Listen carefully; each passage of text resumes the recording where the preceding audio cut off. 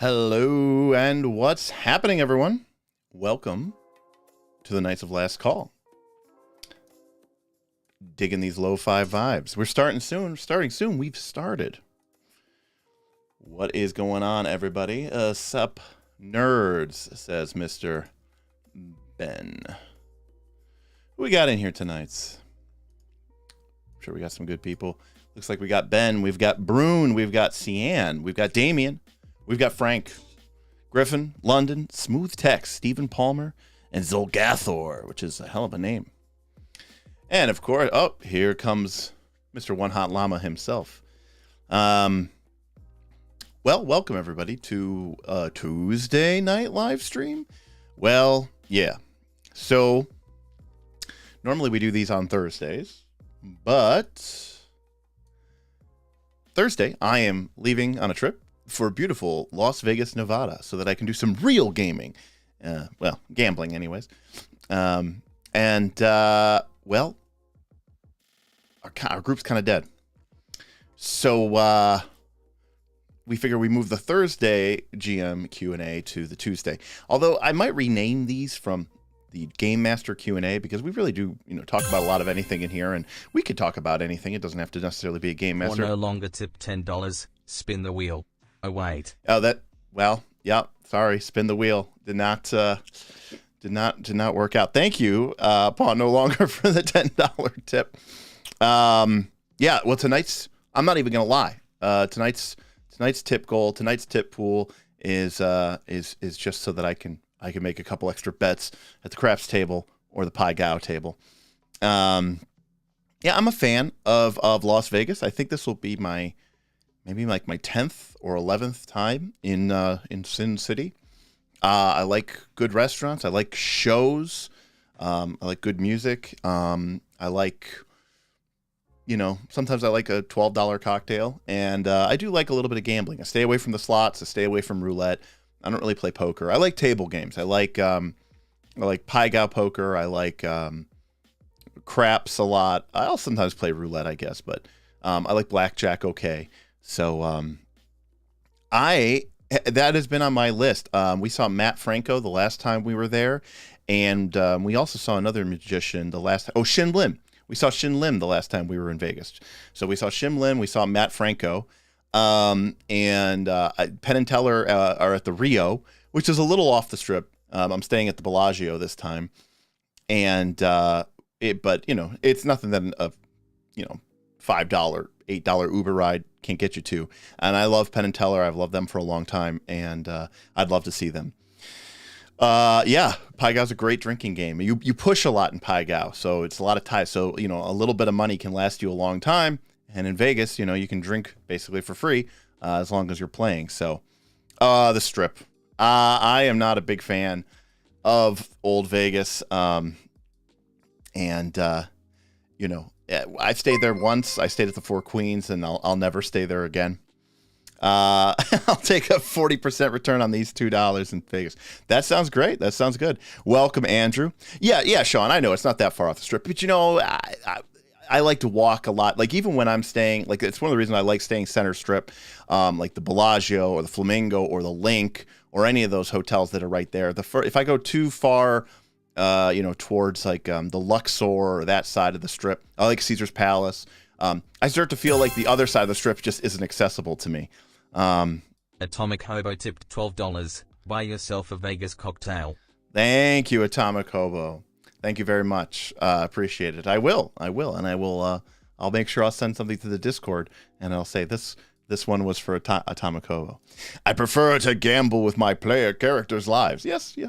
I mean, I've often said, and I still believe in this full-heartedly, that, I think especially, what we would consider old school, Renaissance old school D&D was kind of essentially a form of gambling, except you were using your player characters' lives instead of your money. I guess you could say you were using your time, but, it really is the same kind of feel, the same kind of rush, because, there's not a lot of bells and whistles. There's not a lot of knobs, pulleys, or levers in some of these older games. You try to make the best plan you can in something like first edition D&D or basic D&D, but you don't have a laundry list of feats and actions and all this other stuff. And you kind of do the best you can, but if it comes down to it and you find yourself in combat, then at that point you're just kind of rolling the dice, and it's going to be quick, and it's going to be brutal, and it's going to be over fast one way or the other. And it's kind of like slapping $100 down on a roulette spin. You can do everything you can to sort of set yourself up, but at the end of the day, the dice are going to come what may, and that's kind of the fun of it. Made RPG. No. Oh, no.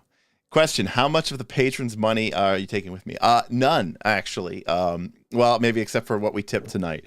No, we're actually in the process of forming an LLC for Knights of Last Call, because starting just this year, we actually dipped into profitability. So, that becomes a little bit more of a challenge, and eventually we want to get to the point where we're able to have sort of a Knights of Last Call bank account, so that way we can pay, pay artists, pay folks who are, helping us support the channel, and have a sort of a legal way to pay people and still, pay our taxes and do all that other stuff that we need to do, and write off a lot of these business expenses we have as business expenses. So, nope, this is coming from me. Luckily, my company that I work for, unexpected to me, had a holiday bonus back in December, and so wasn't really expecting that. And so when a friend of mine told me that he was planning on going to Vegas right around the end of March, he wanted to know if I wanted to get in. I said absolutely, sure. I've got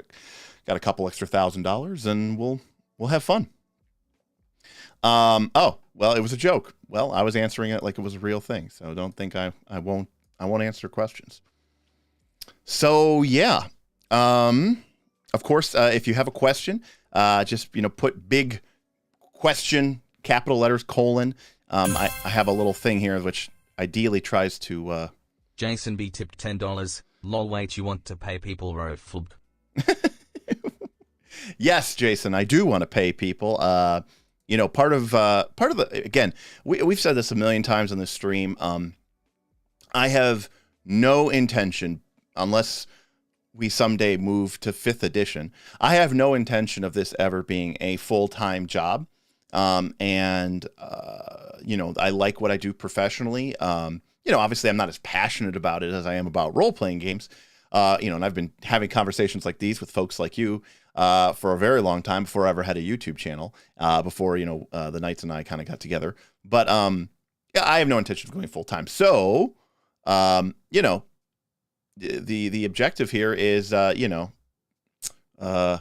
sort of give back to the community and give back to the people who are helping us. So, yeah, I mean, we do want to pay people. I mean, we would love to, have some of our patrons and stuff like that be able to maybe support us if we ever decide to move into a Kickstarter or something like that. I mean, there's an incredible amount of talent, and design skill and experience, maybe not design, maybe not development, but even just in playtesting, within our Patreon space. And I know a lot of folks would be more than willing to help us out and do it for free, and we really appreciate that. And especially as we have been getting things started, that's been immensely and immeasurably helpful.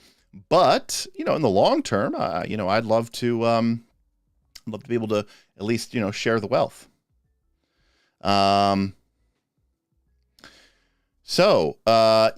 Damien, what was your favorite moment of last night's Star Trek game? Yeah, Damien ran us through another adventure of our Star Trek game. And for me, let me think. What was my favorite moment? That's tough. Well, I really liked how mechanically effective the Doctor was at healing people. That was pretty cool. And I did like when we sort of set that ambush from the Romulans using a bunch of readied actions, sort of hiding behind the corner of the one Jeffrey's tube, or maybe it was just a hallway off of main engineering, and we totally destroyed that Romulan. That was pretty great.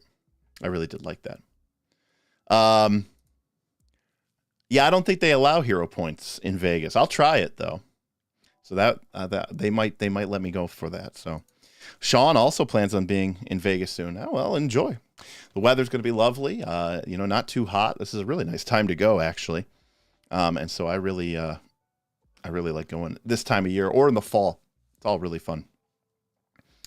Do I know of any games that don't use leveling up but gaining power by acquiring items only? One could argue that unless you're a spellcaster, basic D&D kind of does the same thing. I mean, if you're a fighter or something in basic D&D, you really don't get any abilities except for more hit points and some slightly better saving throws as you go up. But items only? None that I can really immediately think of. It's easy to plan on being guest when you live here. Well, I like your city, Sean. I don't think I could ever live there, but it is a nice place to visit. So yeah. Well, and again, if you have any questions, let me know. I've been on a bit of a streak. These all came this week. I had the PDF of this, but I picked up the Star Trek Adventures. This is a 2D20 game from Mofidius. And then I also got this week, I also picked up the Dune Adventures in the Imperium game, which is another 2D20 system from Modifius. Modifius. And then I also picked up, yeah, that's right, the 7th Sea. Modifius. Whatever, they're foreign, I don't know. Yeah, and I picked up 7th Sea. So I have a lot of stuff to read. I don't know, maybe I'll probably bring 1 or 2 copies, maybe one of these or something on the plane ride. It's direct, but it's like 4.5 hours there, 4.5 hours back. John Wick designed Legend of the Five Rings roll and keep system. I was a big fan of that back in the day. I'm playing 5th edition now, which he wasn't connected with, but it's a spiritual successor. And I had read 7th Sea a long time ago when it first came out, when John Wick was still working with Alderac Entertainment Group. And I never owned the book. I think I owned like a photocopy of it somehow. I think I got it at like Gen Con or something. And but I have never gone back to it. So so I'm excited to read this and steal and crib. And I mean, again, that's kind of one of the things I want to talk about today, is just about how different game systems really have, shaped and changed the way that I approach games. And even a game like Pathfinder 2 or 5th edition D&D or 3rd edition D&D, really have become strongly impacted by the way that I play these games. Or rather, the way I play these games have been strongly impacted by so much exposure to so many of these different types of games. So yeah, very, very good. We got a legitimate question from Baroon Brassax. How much tweaking did you do to the bad guys in Rise of the Runelords, and what were the main changes? That's a great question, and I could definitely talk about that. Well, okay, so spoiler alert for Rise of the Runelords. The first thing you have to realize is, overall, I am not super happy with the way that high-level bosses work in Pathfinder 2. And the way they work in Pathfinder 2 is basically high-level monsters have, slightly higher, they have more hit points because they're higher level, but they have 5 or 6 points more again, let's assume a baseline. If a monster and a PC are roughly the same level, I would expect that the PC is going to hit the monster or the foe on about a 10 or an 11, unless they're a fighter, and vice versa. The monster is going to hit the PC on a 10 or 11. And obviously things like having access to, status bonuses and circumstance bonuses from aid, if you raise a shield, if you're flat-footed, these can all, change these numbers by +2, -2 here and there. But baseline, I assume that you need a 10 or 11 or higher. So roughly a 50-50 chance. So once you're a couple levels higher than a party member, which is kind of how a single boss type monster would work, the way that they kind of get around this. So in 5th edition, you have flat math, which means that the party members are going to be hitting this monster all the time. So they give them an insane amount of hit points. And they also give them things like legendary actions and legendary resistance. And this is all to sort of eat up these effects that could otherwise sort of instantaneously kill the boss. I particularly think legendary resistance is a horrible mechanic in 5th edition. Very unsatisfying. But the end result is you have this massive amount of hit point bloat, and it can make it so that the game is forced to be this sort of grindy, whack-a-mole. And it's weird, this weird incongruency, though, because 5th edition doesn't have incapacitation like Pathfinder 2 has, and there's a lot more kind of save or suck or save or sink or save or die type spells in 5th edition. And so they introduce legendary resistance, which on one hand stops the problem, but on the other hand, it doesn't stop the problem, because all legendary resistance says is, okay, well, now you have to cast 4 of these things because the first 3 will eat up the legendary resistances, and then the 4th one will just kill them. And so it's still this really weird problem, and I'm not a big fan of how it was implemented. So in Pathfinder 2, they took a slightly different tack. For starters, PCs do more damage because they have access to striking runes and things like that. Weapon specialization, which scales with your proficiency, is going to give you more and more damage. Case in point, if you've been watching up into our most recent episodes, you'll know that Azius, who admittedly is a giant instinct barbarian, was routinely hitting for 35, 45 points of damage, critting for close to 100. So it's doing a lot of damage. So in Pathfinder 2, these higher level monsters, they have a little bit more hit points, but what they really have is 3 or 4 or 5 more points of armor class and attack bonus over the PCs. And the net effect of that is that it's really hard to hit them. And a lot of the core mechanics of the game don't really work. And because these creatures only have 3 actions per combat round, and the PCs might have 12 total, 4 times 3, it means that the boss's attacks have to be extremely powerful, and they really need to be impactful. They really need to hit. And so when, for example, if you had a boss and for some odd reason you rolled really low on your first attack and then maybe missed too with your second attack, in terms of like the outcome of that fight, that is an absolutely huge swing. So these very powerful bosses in Pathfinder 2, in my opinion, become very, very subject to a high amount of variance. And, it's very easy for a boss to maybe like crit, and then suddenly a party member is down. It's just like real quick. Like, because we're playing in a turn-based initiative, the boss has to get all of their potency, all of their damage in on their 1 3-action turn in this massive turn. And I don't like that. I don't think it's fun when party members have to roll a 15 or a 16 to hit. And certainly for them to be in a situation where their second attack or something like that just doesn't even work, because they basically need a nat 20 in order to hit at that point. And lastly, there are a lot of character classes or builds or ways that people approach their characters, which, basically work on critting or work on, having like lots of attacks that aren't as accurate, like a flurry ranger or something like that. And those characters can suffer against a higher level boss because they're getting a penalty to their attack roll and they're relying on hitting multiple times to do all their damage. And that means that against a higher level AC foe, it's pretty unlikely that they are going to hit much or do much at all.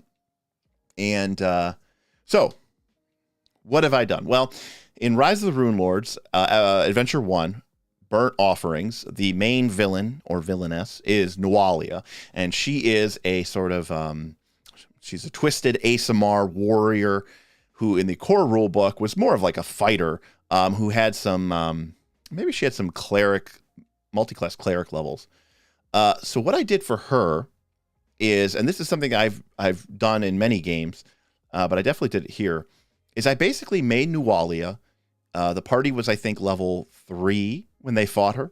I basically made her a level 4. I made her 2 level 4 characters that sort of lived in the same miniatures body. She had 2 spots on the initiative. She had basically 2 sets of hit points. They just kind of added together. Her AC and attack bonus were a little bit higher because she was 1 level higher than the party members, but they weren't, you need 15s or 16s to hit her. And what I did is I sort of made each of her turns, sort of distinct. On one of her turns, she would be a spellcaster and would cast spells. On her other turn, she would be more of a combatant and attack using her sword and her sort of demonic claw. This gives the boss sort of the ability to sort of be in two places in the initiative at once. And it also means that the boss feels different depending on what turn it is, and you can sort of plan around that.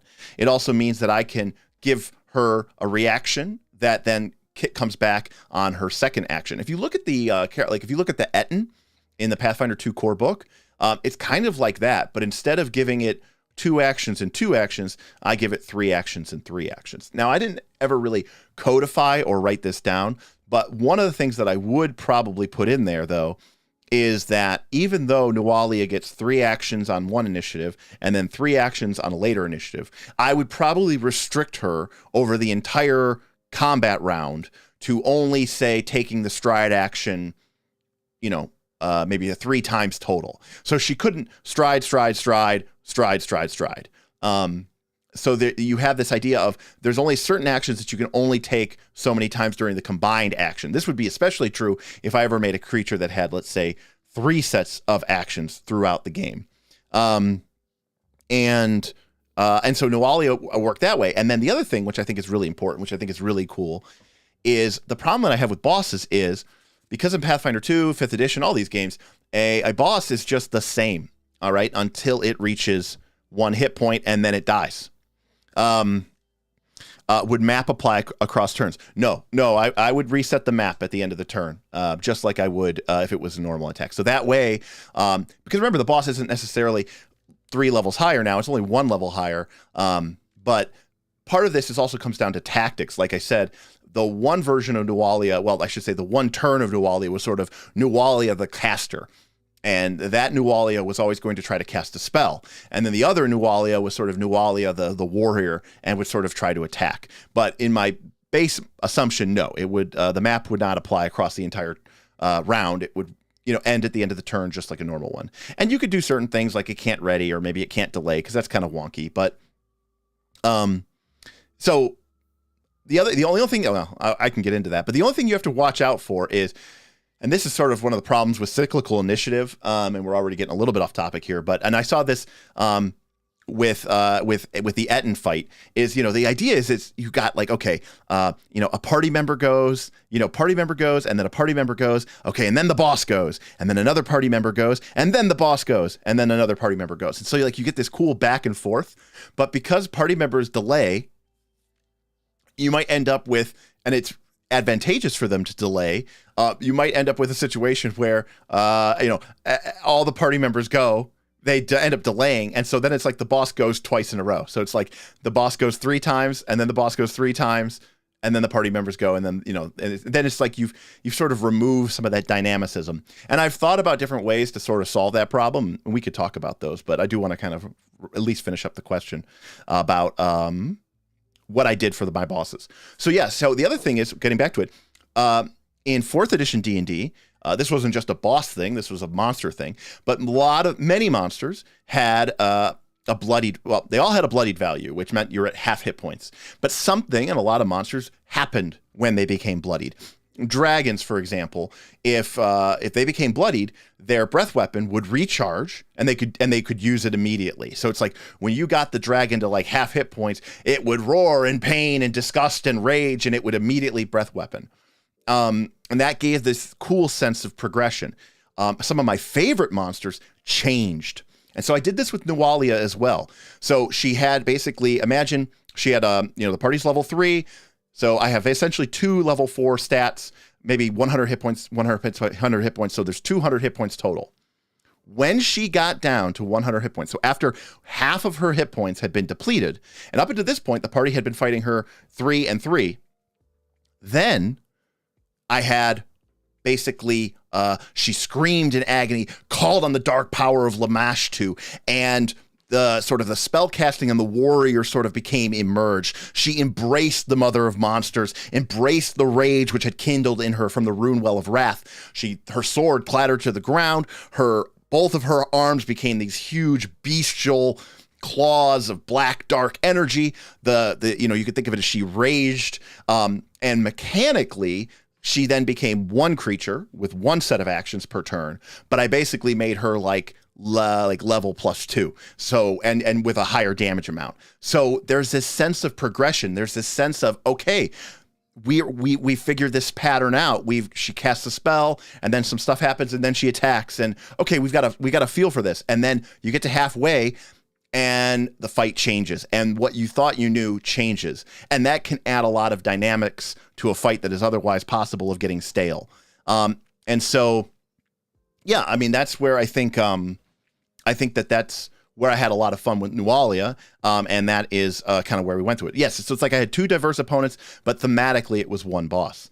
I did something similar for the Skinsaw Man at the end of episode 2, or Adventure 2, which is the penultimate boss before Xanisha. But in my mind, he really should have been the boss. I think that's just a failure from the Paizo writing staff that, again, these are huge spoilers, so I'm sorry if these are spoilers, but you have this amazing and incredible and seemingly throwaway encounter with Aldern Foxglove at the beginning of Burnt Offerings.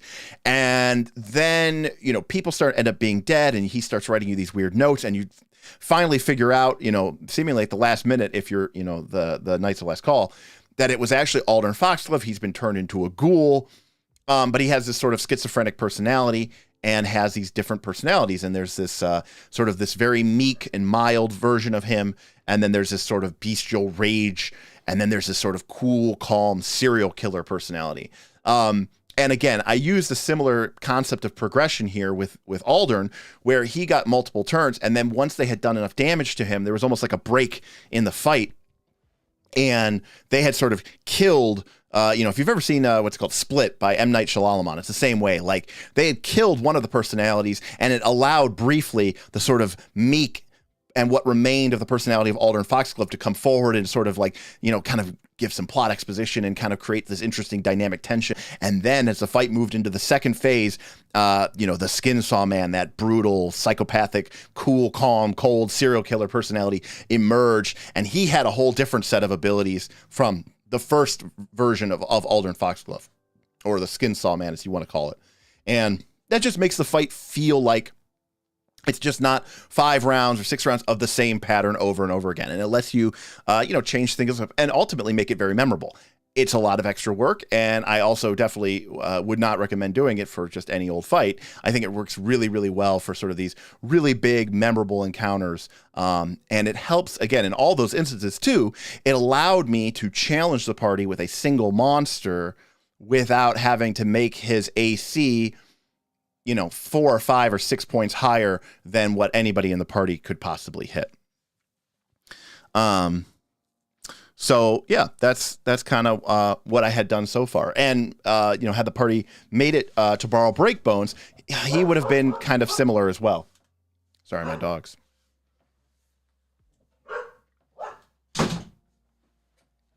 All right. So Barl would have been a sort of sorcerer, not sorcerer, a wizard, necromancer, and but also a powerful and astute warrior. And he would have been able to sort of take multiple actions across the combat, and he would have been a pretty nasty challenge as well. That being said, Barl's abilities weren't as intense as some of those other ones, because I knew that Barl was going to have other people there. He was going to have Lucretia, the Xanisha matriarch, and Caven, the Order of Black Arrow traitor, who was extremely loyal to Lucretia. And so when you have multiple opponents, it automatically creates a sort of dynamicism. And yeah. All right. Let's see. That sounds good. Nice. That sounds like a good plane ride. Craig, thank you very much. We will try to keep up the awesome work. I have 4 hours. Fury of Dracula or Sherlock Holmes Consulting Detective. Well, I haven't played Sherlock Holmes Consulting Detective. I have played Fury of Dracula. It's okay. It's not my favorite. It's my favorite. Quark, just no Dungeon World, please. Oh my gosh, I love Dungeon World. And you know what the number one reason is? Well, there's several, but probably the number one reason I love Dungeon World, or Powered by the Apocalypse games in general, I, the game master, never have to roll dice. I love it. There's nothing that annoys me more as a game master than having to roll dice. And whenever I can let the players roll them all, I'm going to do it every time. So I do love that. What is my opinion, says Ion Deficient Fetus. Okay. What is your opinion on a view that is in a high fantasy system, martial class, not using magic is akin to an in real life soldier not using gravity? That's kind of an odd question, but I will try to answer it, which is that, in a high fantasy, I think magic should be far more pervasive in high fantasy systems than it is. And I think it's kind of silly in a lot of these high fantasy systems how magic is somehow everywhere, common, free to use with very little downside or no downsides at all. It represents an infinite source of energy and capabilities, and yet seemingly very few people take advantage or use it. In any of these worlds where magic is so common and so safe, magic should really be like technology. And the same way that, someone like a common farmer, right, is actually using multi-million-dollar pieces of technology, has incredibly sophisticated computers to help them run their operation, and it's actually an extremely technologically sophisticated job. I think in these high magic settings, anybody would be using magic to an extreme degree. Wizards might be more like, a programmer, if you want to think of it that way. But it doesn't mean that these other people aren't, not just using technology, but are extremely proficient in the use of the technology that they do use. So, have you found a good way of integrating dynamic vehicle ship combat in Pathfinder? My group and I are trying to figure something out. No, because I haven't really done dynamic vehicle ship or vehicle combat in Pathfinder. I don't know. That's just never been something that has been hugely important to me in the fantasy realm. I guess if I ever had a sort of airship combat or sailing ship combat, it would be sort of a one-off type event, and I probably wouldn't put that much effort into making like a whole system for it. I think one of my biggest problems with ship combat or vehicle combat is it's hard to figure out like something good for everybody to do, right? Like if you look at like Star Wars, it's like, okay, Han and, Chewie flew the ship and Han and Luke got to go up into those turrets, but they like never did that again for like the rest of the series. And I'm kind of like, what is everybody else doing on the ship while like, the pilot is piloting? And I guess for some reason we had these manual guns, but only this one time. And so, I have this problem with keeping everybody engaged and interested when you're in sort of a vehicle combat situation. Let's see.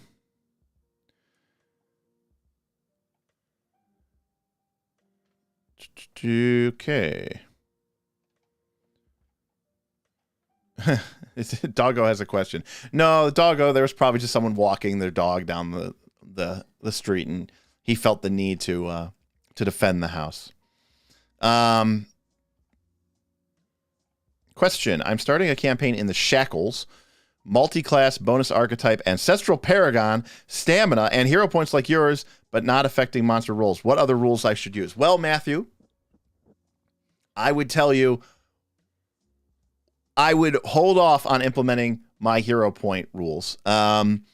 They were, unless you're very, very particular or stingy with them, or if you want to award them as an extremely, especially, like almost like a separate set of hero points, like a paragon point that is very, very infrequently given out, and then maybe use standard Pathfinder 2 hero points, or use the Mutants and Masterminds hero point system, which is a re-roll, but if you roll between a 1 and a 10, you add 10. In other words, the re-roll is essentially D10 plus 10, not a D20.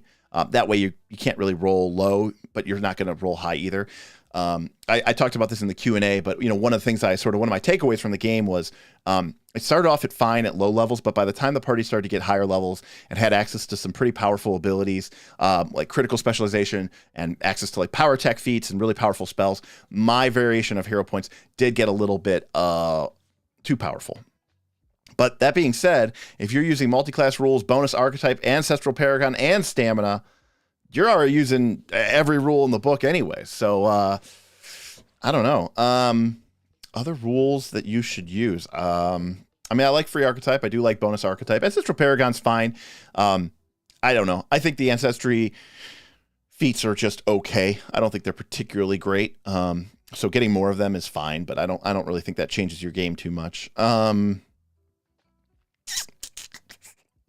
What other rules should you use? I don't know. That seems like a pretty good list. I think it comes down to what kind of game are you trying to tell, right? The rules should help you tell the story of the game. Not... Brass Axe tipped $5. Have you changed your intro and intermission background picture? Well, that intro and intermission background picture was for the AP. So this is just my typical live stream. I don't usually do an intermission. I can go for hours and hours and hours without a break, and I routinely do. So I do not actually have those art. I mean, those art are still there, but yeah. I mean, whenever it is that we figure out what we're going to do next, we're going to have to do something new because the OG Knights of Last Call are in fact dead. Let's see. Everything of value in the room is in. My board game collection is actually right outside this room, so technically that's thing. Question: is there anything interesting you did to convert creatures with PF1 class levels? Yes. I ignore all of the class levels, and I think trying to design Pathfinder 2 monsters like a PC is a horrible mistake. I'm actually not a fan. There's a Discord channel called a dice series of unfortunate events, or it's called something like that. And they've done a ton of conversions for like Rise of the Rune Lords, I think for some other APs. And I'm not a fan. I mean, I appreciate all the work that they've done. And I mean, of course I looked at it at times for inspiration, but I think that PCs and NPCs operate on completely different axes. And if I'm being honest with you, I couldn't stand 3rd edition and Pathfinder 1 adventure design or creation monster design because I don't want a literal entire PC for a monster that's only going to live for 3 to 5 combat rounds. I don't think that any monster or any foe should have more than, I mean, if it is a single solitary bad ass, this is going to be a 6, 7, 8 round fight and it's going to be memorable and you're going to talk about it for years to come. Like maybe it has like 5 or 6, maybe 5 abilities. But most monsters I think should only have 2 or 3 things, and giving monsters PC abilities and just sticking stuff like that onto them, I think is a little bit, I think it's a bit reductionist. I think it doesn't work well. I think PC abilities are designed to be PC abilities and monster abilities are designed to be monster abilities. And what I mean by that is I think some PC abilities are too powerful if you give them to a monster. Like consider something simple like Quicken Spell.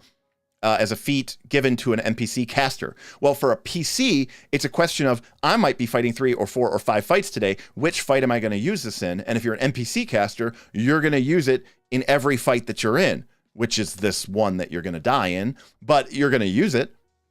So, it's the same thing with high-level spell slots. I also think filling up characters, NPC or monster stat blocks with 10 or 20 different castable spells is just ludicrous. It's stupid. It's unnecessary, and it's just too much baggage for anybody. And so what I do is I try to express the theme of the creature through a couple of created and crafted abilities. Are they sometimes inspired by feats or other, monster powers? Of course. But for the most part, I'm thinking about this as being a creature that has to serve a certain role within the game and within the narrative of what this creature is and what it can do. And I'm more interested in having the mechanics help me tell that story and having the story support those mechanics than trying to make something that is, in the book at PF1 it was a fighter wizard cleric, so I need to give it fighter wizard cleric feat. No, just don't do that. It's silly. Yeah. So, anyways, interesting thing I would do is I would ignore all of their actual abilities in the book, and instead of trying to replicate those, I would try to express the creature through just a handful of interesting, powerful, unique, and ultimately, hopefully not gotcha type abilities that help you, make that character and that creature feel unique and make it feel like it's doing something that the players are going to remember and they're going to sort of be able to bite into. And most importantly, hopefully something that they can respond to and interact with. Just giving the creature cool abilities and then watching the party get wrecked by it isn't nearly as interesting as giving the creature an ability that the party now has to sort of strategize or use tactics and sort of work around and see if they have something in their arsenal which will enable them to be able to sort of interact and compete with it. So, yeah. Watched up until the Skinsaw fight. I picked up the module and plan on running it using PF2. You gave me lots of ideas. Cool. Yeah, I like that. I do like that module. I think that module is really fun, and definitely use haunts and make the misgivings. Like, that's a really fun way to tell a horror story. And I used a lot of conditions, and I even had a rule that in the misgivings they couldn't recover hit points because I wanted the haunts to feel scary, and I didn't want them like treating wounds using medicine between getting spiritually and psychically assaulted. It just didn't really make much sense.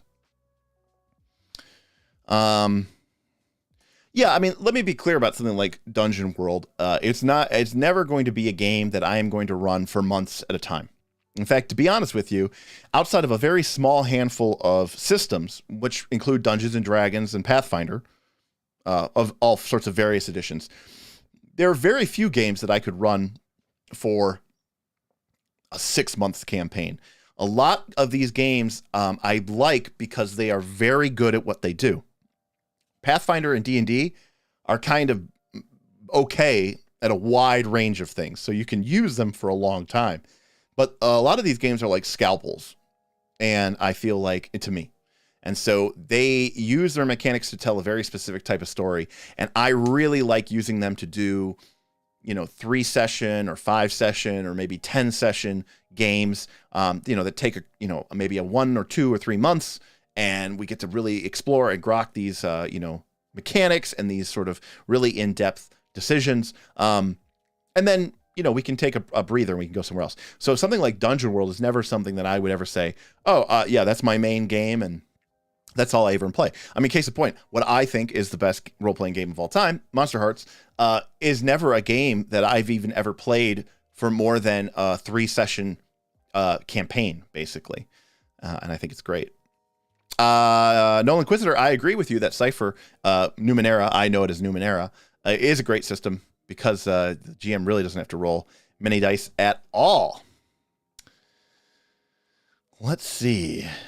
Would you play in a community COC one-shot? If so, do you prefer Roman era, Gaslight Europe, or Jazz Age USA? Well, that's really interesting. I mean, would I play in a community COC one-shot? Probably, just for the lulz. I mean, that's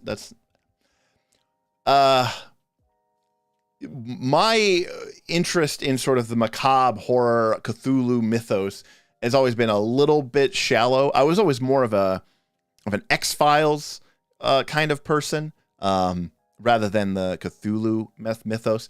If anything, I think my biggest problem with the Cthulhu games and the Cthulhu mythos is this sort of overriding concept that you ultimately are, I don't want to say that you're destined to lose, but that you are nothing in the grand scheme of things. And I'm sure I'm not being exactly correct here. I'm not trying to say like you can't win, but what I am saying is that at the end of the day, like these, elder gods and these forces that man was not meant to mess with, are beyond your ability to comprehend or deal with in any sort of meaningful way. And that sense of desperation and powerlessness is not 100% something that I really enjoy. And, I'm not saying like I want you to be able to like take a gun and, shoot Yogg Sothoth or whatever, Sauron in the face, or but there's a sense there of desperation and despair that I don't necessarily find as interesting. That all being said, I think Jazz Age USA could be kind of interesting. I probably like Jazz and Roman more than I would like Gaslight Europe. So, yeah. Let's see. Well, welcome, Chef. Glad you made it. Question: you guys going to do Quest of the Frozen Flame? I mean, thinking about it, we have a couple of options. Some of the people in the Patreon have expressed the idea of wanting to maybe see some different games played, and that is one idea that I have.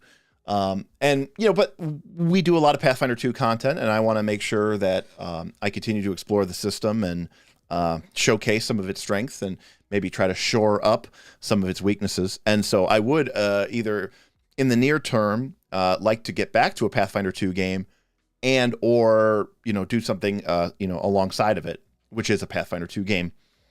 So one option is to go back to Rise of the Runelords and maybe see what happens. I like that idea. I think we're going to let that probably simmer for a bit. I think, going right back to the well is kind of probably a mistake. GM Scott tipped $10. Have you ever considered homebrewing some abilities for PF2e that the PCs could only use when blooded? I mean, I haven't really explored too much custom, and thank you for the tip, GM Scott.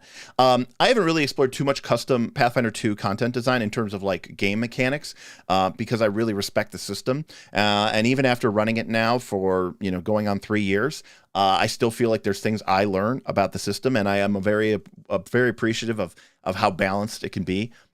Certainly this, is... This recent campaign has been very educational for me as a game master to understand sort of the underlying mechanics. That being said, the game is already very complex. And one thing that I think a lot of people make the mistake of in any role-playing game, but especially in a role-playing game like Pathfinder 2, is you are sitting there creating a rule and you've been thinking about it for hours and you're not under attack and you're not worried about your PC dying or any of these things. And it makes total sense to you. But even when you get to the table and even you, the GM, are trying to use it, but let alone your players, you're now suddenly juggling 18 different things. A person at a table only has so much bandwidth to handle certain mechanics and to track certain things. And you have to pick and choose your battles, and you have to decide, my PCs only have this much ability to comprehend and process what's going on and still make reasonably decent decisions. I, the game master, only have so much, attention that I can, check about, so and pay attention. And, I think that going outside of that, I think you really need to think about like, it might be a cool idea, but is it going to be worth that extra attention? So I do think that could be, pretty good there. So yeah, I think that's pretty close to it. Let's see. You mean you don't put an AO on everything? No, that's correct. I don't put an AO on it. Follow-up question. How did you design Barl to avoid him being good at everything as a wizard and a giant? Did you just lean on the necromancer side?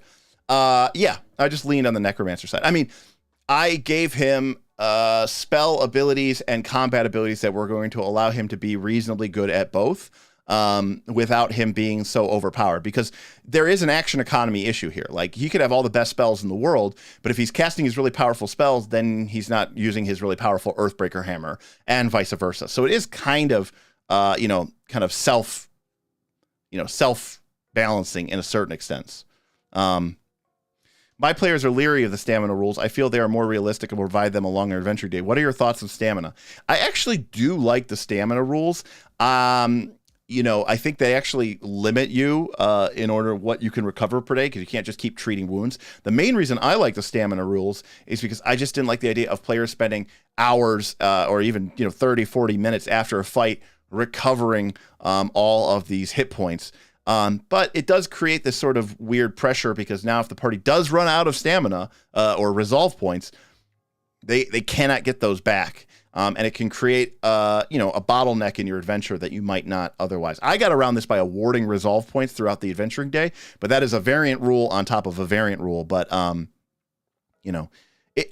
there is an element to it which I think is more hit points. It does also limit healers, because now someone like a cleric can't actually heal anybody above half hit points, unless you allow clerics to heal stamina with their spells, which would be something that would maybe something you could consider doing. Maybe it's like not just a bodily healing, but a spiritual healing as well.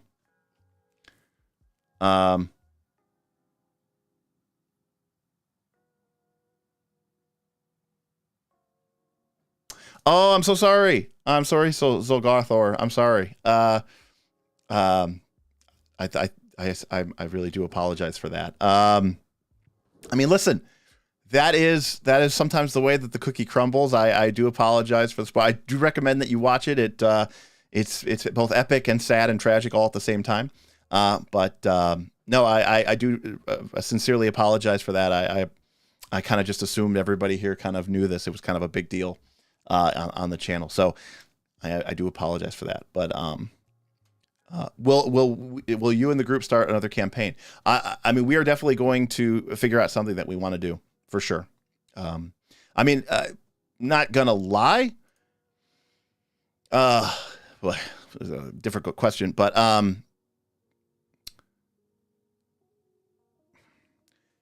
APs were kind of a bust, right? This channel started because we wanted to play Pathfinder 2, and we were doing it at my photography studio. And so we said, well, we're surrounded by cameras and lights. Why don't we just turn them on? And we did. And that's how the channel started. But the adventure path was never a good way for us to spend our time. This is, there's a lot of people out there who really like the content that we produce, the conversations that we have, the questions that we're answering, the combat and tactics, the night school, all of the sort of value that we're trying to give game masters. Not everyone is into watching these, 3+ hour actual plays. And in even smaller percentage, most people who like actual plays, the really I approach the edge of the fountain and I look into the waters and I see the shimmering reflection of my scarred face, and I think back to the horrific battle against the dragon that left me with these terrible scars. Right? Most people want this sort of really over the top thing. Now, granted, the people that found us and liked us were like, I don't like that crap. I like what you guys do, which of course I really appreciate. But it was never really much of a moneymaker for us. And we're now sort of trying to do this as a business. We're trying to figure out, I only have so many hours a day that I can put towards the system and put towards the channel. How do we maximize that for the benefit of everyone? The wheels of pain and the hero points and all that other stuff, ultimately kind of rocked the boat and ultimately sank the ship. But they did provide a very substantial income boost that made the adventure path very attractive. Ultimately, I don't think I would want to do something so crazy and so insane as before. And, one of the things that I have to really consider is this financially worth our time? Is it worth me spending the dozen of hours that I need to set up and run all these, games, when those are hours that I could be spent doing something else? So if we do, more actual plays, it's going to be... Dark Council tipped $25 for your Vegas trip. Always bet on black death. Always bet on black. I always bet on black anyway, so you were well ahead of it. Thank you, Dark Council, for the $25 tip. I definitely appreciate it. We'll definitely do a black roulette spin wheel for the Dark Council. So thank you very much about that.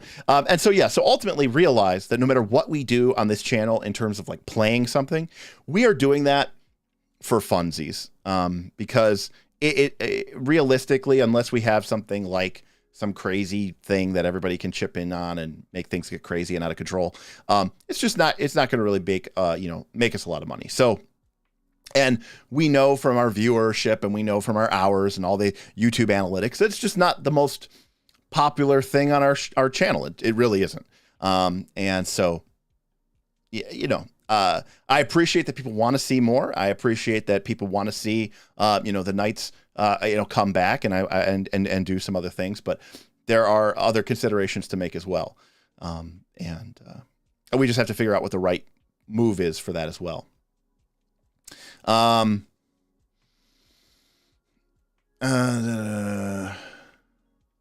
Let's see.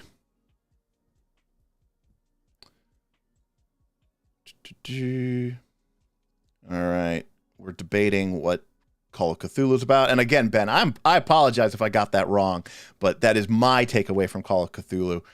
So maybe I am completely incorrect, which is why I would be willing to play in a game. But certainly, seeing everybody die all the time, usually not my best idea of a good time. So, you love the Rise of the Rune Lord storyline. That's what drew me in as a 5e player. I think that part of the issue is, I talked about this with on the Patreon about video games. I think the thing that people like about Adventure Paths are exactly the same things that I don't like about Adventure Paths, which is the storyline.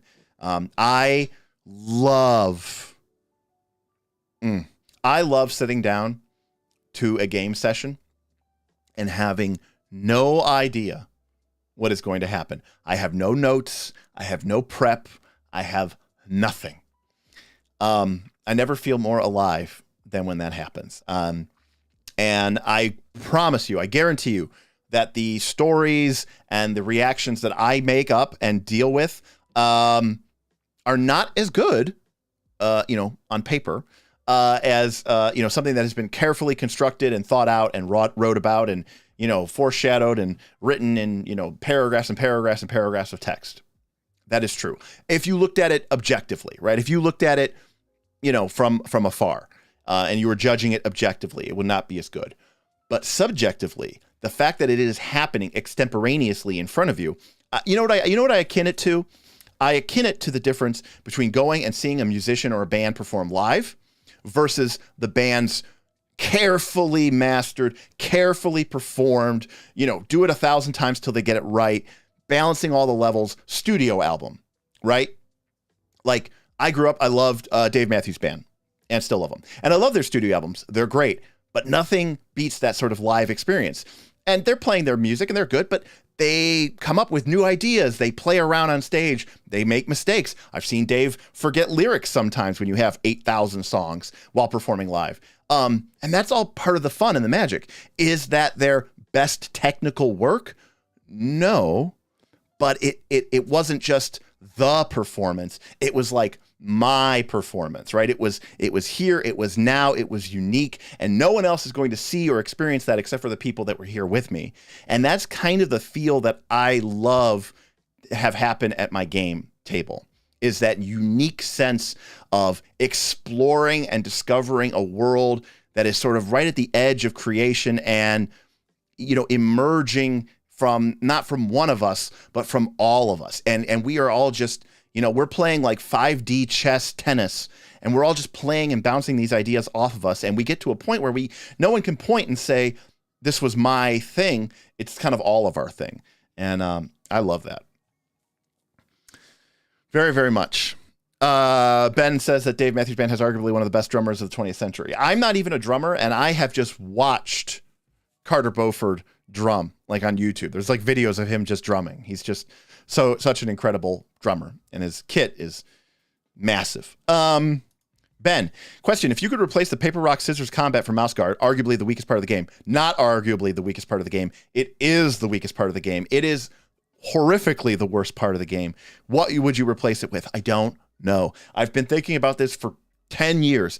Ever since I was introduced to mouse guard and Torchbearer, which uses the same type of paper, rock, and scissors combat. Blah, I hate it. I hate it. I hate it. Attack, defend, maneuver, maybe something else. Feint. Attack, defend, maneuver, feint. I hate it. I don't like it. It's weird. I don't like that you only get 3 exchanges per side, even if you have multiple PCs. I don't want a cyclical initiative system. I don't want to turn it into D&D 2.0 or D&D with mice, but I do not like it, but I don't have a solution. If I had a solution, I probably would have played a lot more Mouse Guard games and a lot more Torchbearer games over the last decade than I have. It is by far my biggest regret and pain point of that system. I'm tempted sometimes to just delete the entire conflict system and just replace it with, somebody make a test and we'll just, we'll go from there. But I've never really thought of something, that doesn't seem like it doesn't seem like that's enough either. So it is a problem. So yeah, it is an unfortunate situation. Honestly, there are bugger all. Oh, you're saying it's an Australian thing. There are bugger all Pathfinder 2e channels that are any good. If you ran something more mainstream, you would just be like everyone else out there. That is true. Wouldn't the Wheel of Pain idea work better in Blades in the Dark? The roster kind of gameplay emphasized by the system sees at least on servers more resistant to its whims. If you mean in terms of character creation or death, I don't necessarily know that, that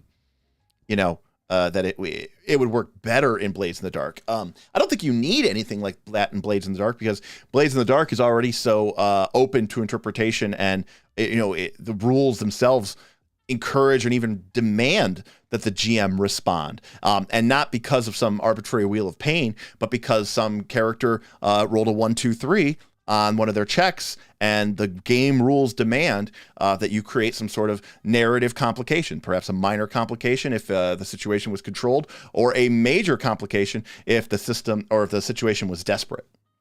But yeah, I agree, Brunax. We know that we do something different here. We sort of defy all explanations.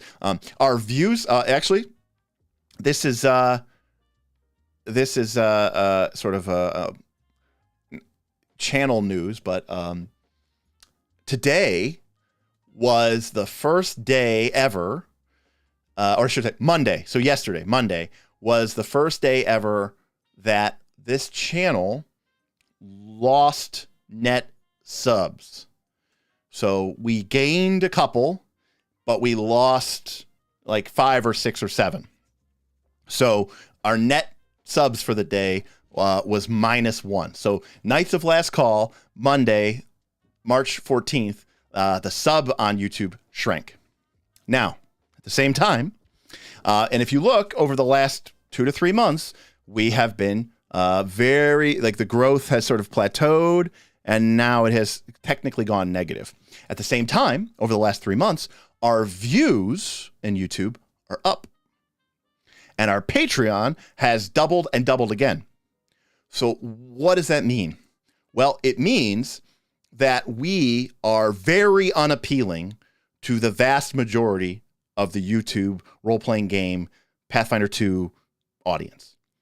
But for the small section that we do appeal to, we appeal to very strongly. And they watch all of our stuff, and they watch it for hours, and they don't miss a video. And, and they are very tempted to join the Patreon, which we are very, very thankful for, because without the Patreon, without support from these live streams and people who choose to donate like you, financially, the channel would be a bust, and we would probably either have canceled it, or you might get a video or two a month at tops, because we are literally now, our YouTube audience is shrinking because we just don't have the appeal, and we've talked about it. What are some things that we can do about it? We could make top 10 lists and class builds, and maybe we should. Maybe that is what people want to see. And I mean, you there's a certain element of this, you needing to respond to your audience. But historically, we have sort of ignored what YouTube wants and focused on what our patrons want, because these are people who are actively paying me and the Knights directly. And, quite frankly, for people who are here tipping, I'm happy to answer your questions and interact with you. For the patrons, I'd love interacting with them and giving them content. They're putting cash in my pocket. I'm going to listen to them. But that means I'm, even more focusing in on that niche, and apparently to the detriment of YouTube. So, anyways, I don't know how we got off on this channel. Oh, about us being different than every other any other thing. John Foley tipped $10. That's okay, buddy. I don't think anyone would ever watch my YouTube channel. I don't think anyone would ever even talk to me. No one even probably cares that I'm alive. Equals. Well, John Foley, just remember, I know that you're running Peloton into the ground and are apparently the worst CEO of all time, but the offer stands. You can come work for Knights of Last Call. We'd love to have you aboard. Yeah, no, Total Entropy, we're not. I'm not trying to say that this is like an ultimatum or a threat. We aren't going to do that. I think other channels have done that. I'm just saying, like, there's a rock and a hard place scenario that we get into, right? Where it's like, I mean, I want to make content for a wider audience. What does the wider audience want? Well, does the wider audience want a 45 or 50-minute video about, flowchart dynamics and dungeon design as a, model for engaging play design and player agency? No, they want to know, like, what are the 10 best feats for your fighter, Pathfinder 2, right? Like, that's what they want. They want, 5 magical items that you need for your next campaign. That's what they want. And Michael could very easily be correct, right? It's not a terrible idea to create a small sideline of videos. Oh God, no, please stop. Yeah, I mean, we do need to do some experimentation. And this is where, it just comes down to, this is like a side hustle for us. Nonat, I really respect what he's doing, but that's his full-time job, and he can just, he can do whatever he wants, I suppose, because he has all the time in the world to do this. So, I want deep dive on classes without rating the feats and whether they are that's so cool or not. Well, that's the other thing too, when I rate spells or I rate things and I say, I think this class is terrible. I think this feat is horrible. It's not worth the ink that it's printed with. People get offended. Like I was making fun of their child or something. It's crazy. Like, did you write that spell? I'm sorry. I didn't realize you had such a close personal connection to that feat or that spell. So people can, I have a pretty loose filter, and people go, that's only in your opinion. Yeah, no, it's definitely only in my opinion. That is what this is. It's an RPG. There is only opinions. So, right. Yeah, Kieran, you're 100% correct. That I mean, I can't even tell you. Every time we post a video, YouTube basically goes, why did you post that video? You should be making shorts. Make shorts. That's literally what they tell us to do all the time. They're always sending me things like, you haven't signed up for our shorts program. Do you know that there is exciting financial incentives for those people who want to engage in our shorts program? Have you thought about shorts? Have you heard about shorts? Like, they are on me every single day to make shorts. Yeah. But question, how terrible will the next Star Wars RPG be when it rolls in the oh my God. Horrible. I'm very passionate about Star Wars episodes 4, 5, and 6. I am lukewarm to mildly negative about episodes 1, 2, and 3. I like Rogue One a lot. Even if I thought it introduced too many characters and there's no way I could keep track of all of them, and I don't remember any of their names except for Jyn Erso. I thought Solo was a money grab, and I thought it was terrible. I thought episode 7 was an uncreative rehash of Star Wars episode 4, and I thought 8 and 9 were just horrible. And I weep for the canon. That's all I'll say about that. How morbidly obese must I be to be considered the wider audience? I'll get on that right away if it helps. No, like, I get it, I mean, I'll consider the math. Just consider the math alone, right? Got GM Scott with the tip. Scott tipped $5. I have a Chrome extension that blocks any YouTube video with hashtag shorts in the title or a time less than 1 minute. There you go. Smart man. Like, what can I possibly communicate to you in 1 or 2 minutes? I don't even understand. I mean, unless it's like, oh, silly and stupid. I mean, I guess I could do that. But what I want to say to Zolgathor is, like, consider that a lot of the content I make, hell, the name of this stream is Gamemaster Q&A. Well, that already is pretty ignorant, right? Like, only, 20, 15% of people are game masters. And amongst the people who aren't actively a game master, how many of people nowadays even want to be a game master? In my personal experience, talking with people at conventions over the last 5 to 6 years, talking with groups at my favorite local game stores, D&D Adventure League folks, people from Pathfinder Society, I have found more than ever that the Bobs of the world, which is to say people who are new to the group hobby and want to be a player, but are actually legitimately interested in sort of learning how to be a good GM or a dungeon master, are actually very, very few. I find that there are a lot of players who treat their weekly D&D game like it's an episode of, their favorite Netflix show or sitcom, where they have no desire to ever expand or explore or to go deeper into the hobby. They just want to show up, sit back, be entertained, watch the story, but they get to roll some dice, and that's it. And so when we produce content that, quite frankly, is fairly either one, GM focused, or two, like content that is designed for the deep dive player who really wants to understand the nitty gritty of this game, we are kind of inadvertently isolating a lot of audience members, because there's a ton of people who play these games, even Pathfinder 2, who go, yeah, I don't really care how stealth works, Derek. You did a 3-part series on all the ways that stealth and hidden and visible and hiding and spotting, seeking work in Pathfinder 2. I don't even care. It just doesn't important to me. And I don't care, and I don't want to learn, and I'm not going to learn. And so they're not going to watch that video.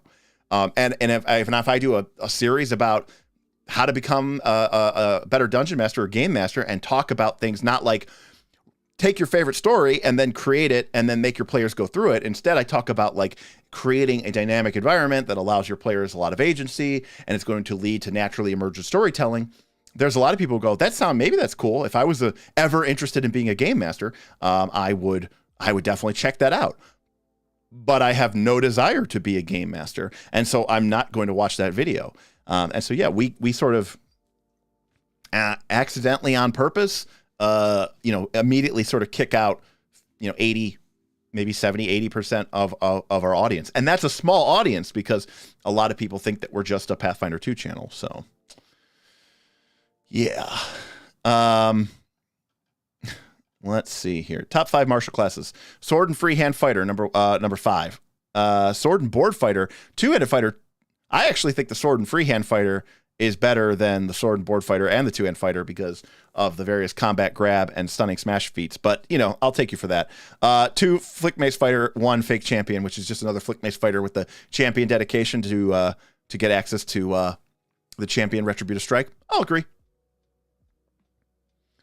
Yes, if I don't do shorts, people look at me strange in public, and definitely YouTube does. Are you more of a jeans guy? No, I'm more of a khaki kind of guy. Khakis. Wait, I don't know if that was actually a question for me or not, but I answered it anyways. Well, Ian Ryder, and that is what YouTube wants you to do, right? They want you to just flip through and look at the shorts. It's just hard for me to, get a reasonable conversation going when I only have, 60 seconds to do it. 789 made me want to kill myself. I don't think it should make you want to kill yourself, but they were very bad. Of course, Bob would say that. Very true. Current GM here, but I'm probably right. That's just the fact of the nature of the beast, right? Like you can't get around that. Yeah, I do think shorts are a scam, and I don't want to get into it, but I do think because then YouTube will hear me talk about shorts and they'll come after me. Well, David, if you wish you had a group locally that you could learn to DM for, that is kind of what our Patreon is all about. It's definitely a group where GMs can come in.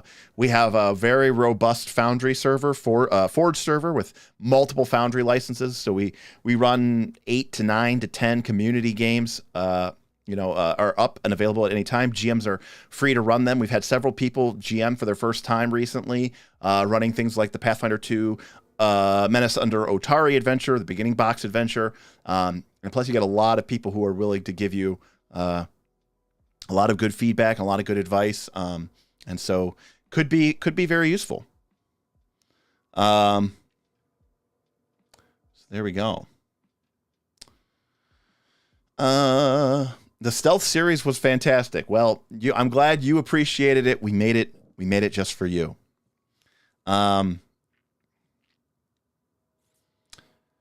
Yeah, GMing is a craft, and craft takes work. Nothing wrong with just playing games, and a good player understands what goes into the craft and respect their GM. 100% agree. I do not fault anyone who doesn't want to be a GM. It is a lot of work, and it isn't always the most fun.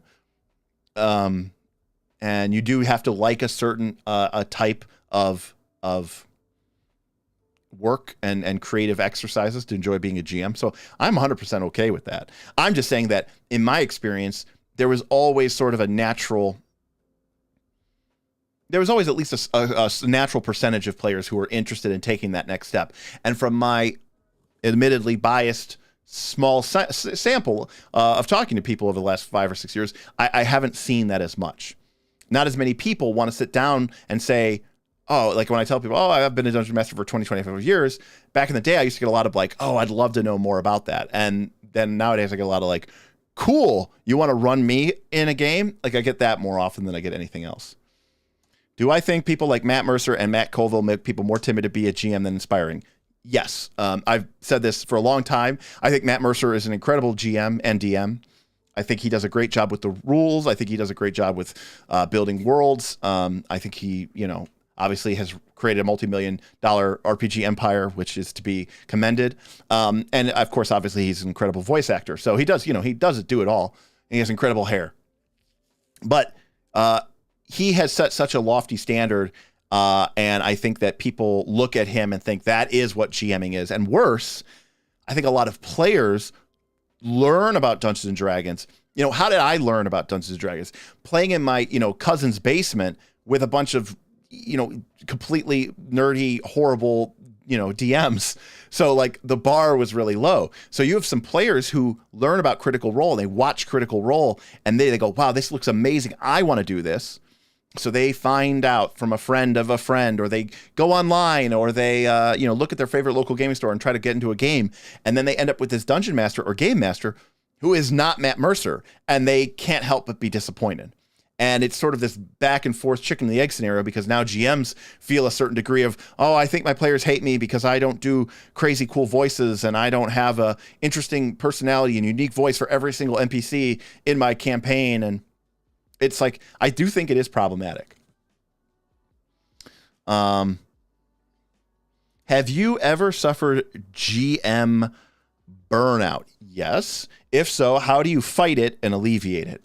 I do one of two things.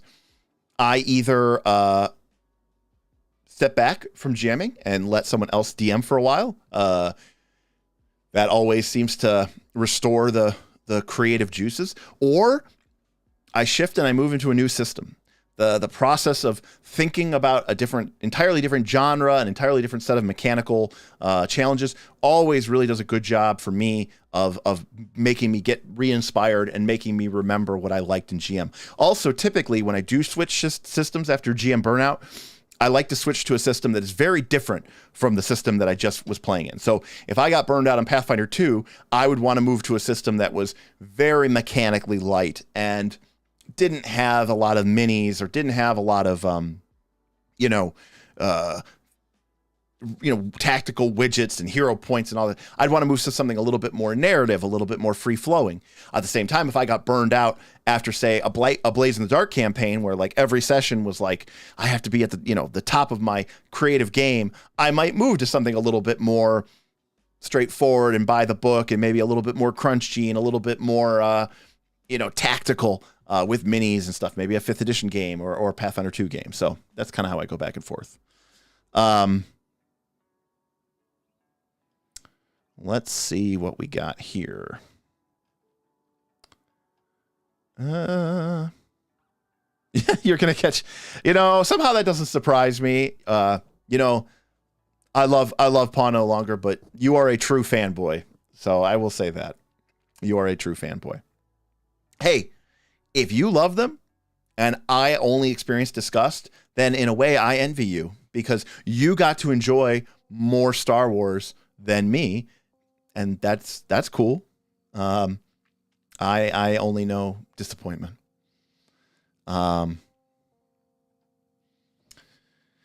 Let's see. I've DM'd more on. Tipped $40. Don't forget, you can't bring your own dice to the casino. You know, I have tried to do that, Ben. Thank you very much, Ben. Ben putting me over my $100 Vegas fund. I appreciate that. And unfortunately, you know, it would be pretty sick if you could roll, you know, a D12 or something at the craps table when you're trying to hit that high number, but I don't think they let you do that.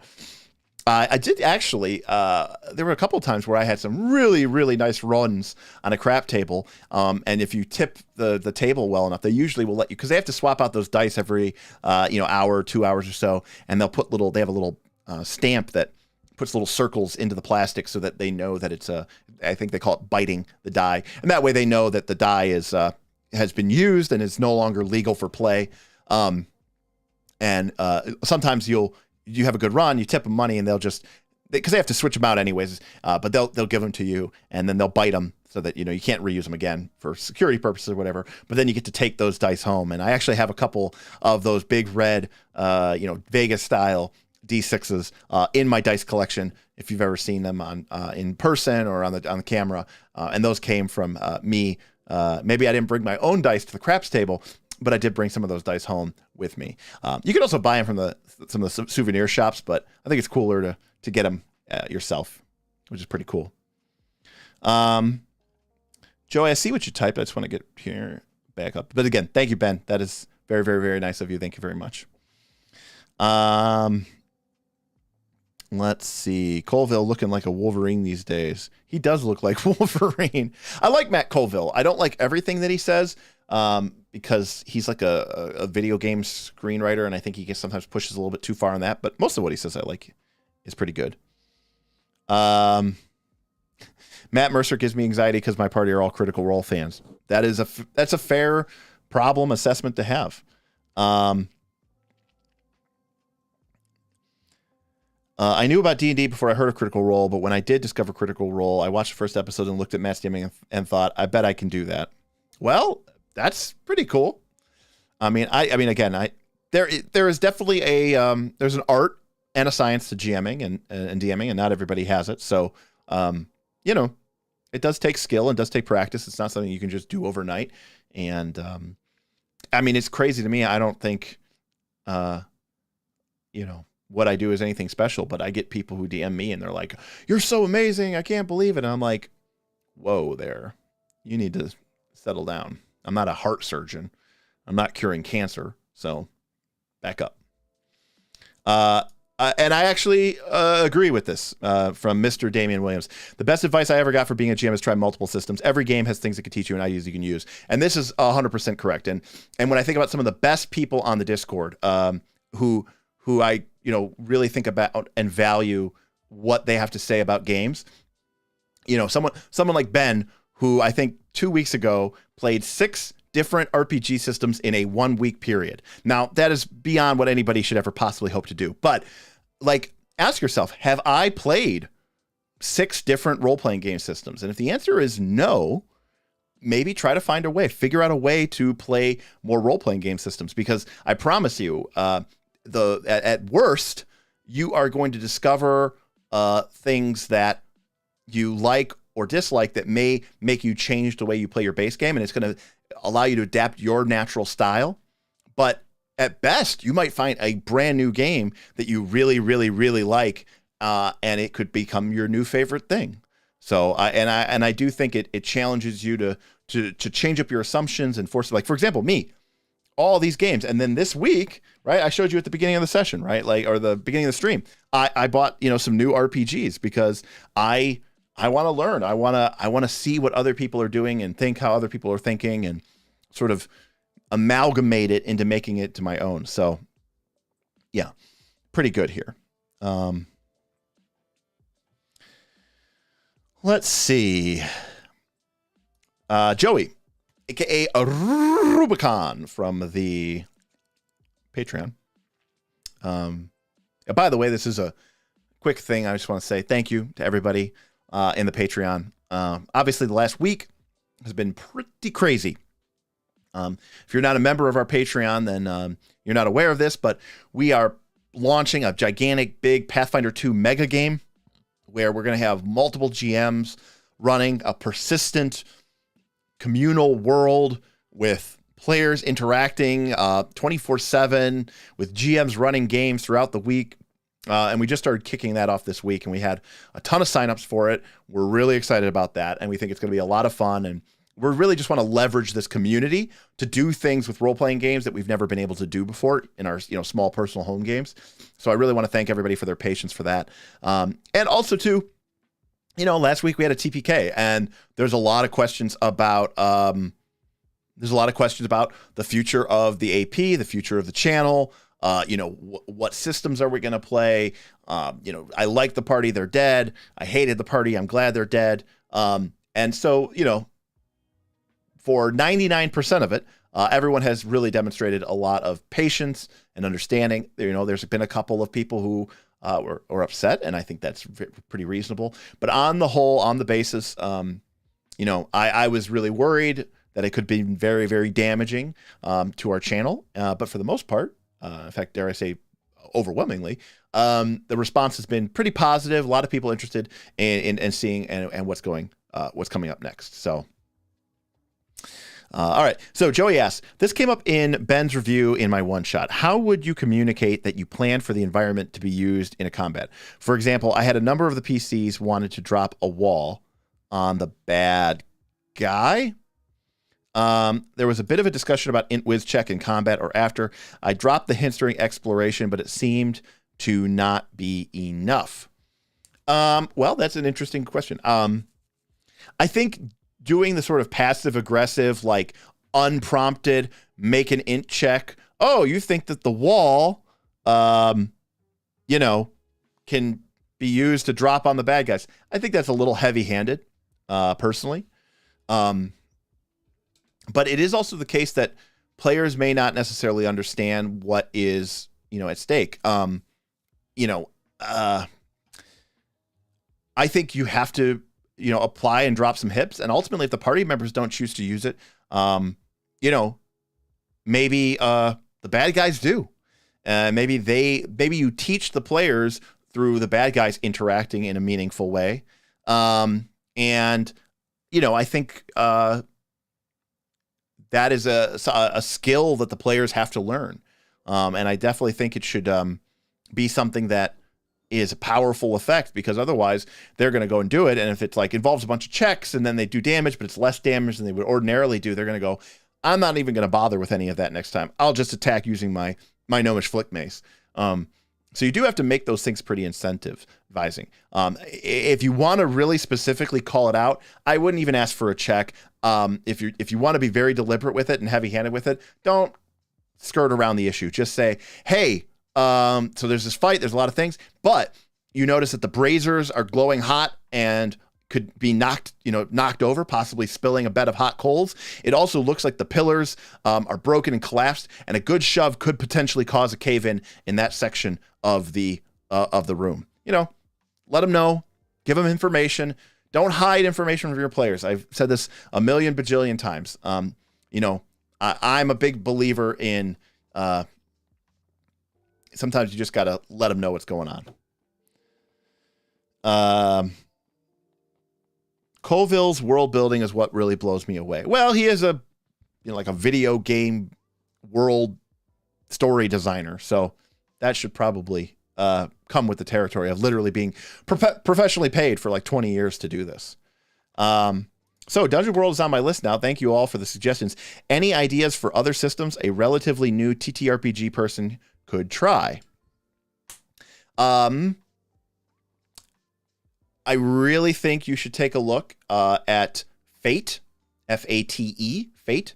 And if you don't want...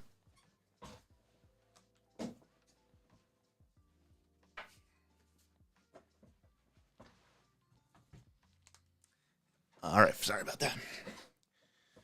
So this is the Fate core system.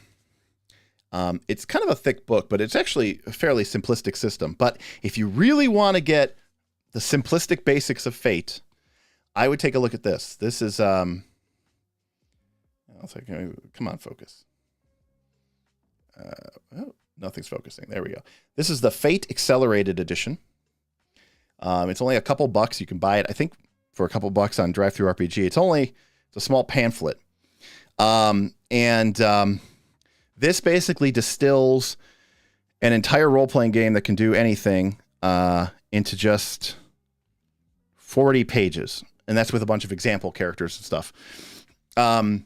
So this is very good. Fate Accelerated is very, very good for dipping your toe into Fate and to start thinking and looking at RPGs a different way. You might look at Fate and say, "Oh, I hate this," but that will at least tell you what it is about RPGs that you like and what it is about RPGs that you don't like. And according to Mr. Williams, you can get all Fate games for free on DriveThruRPG. So I would definitely check out Fate Accelerated Edition. And if you like what you see there, then you can move into the, into the core system and into the toolkits, and you can build up your own stuff.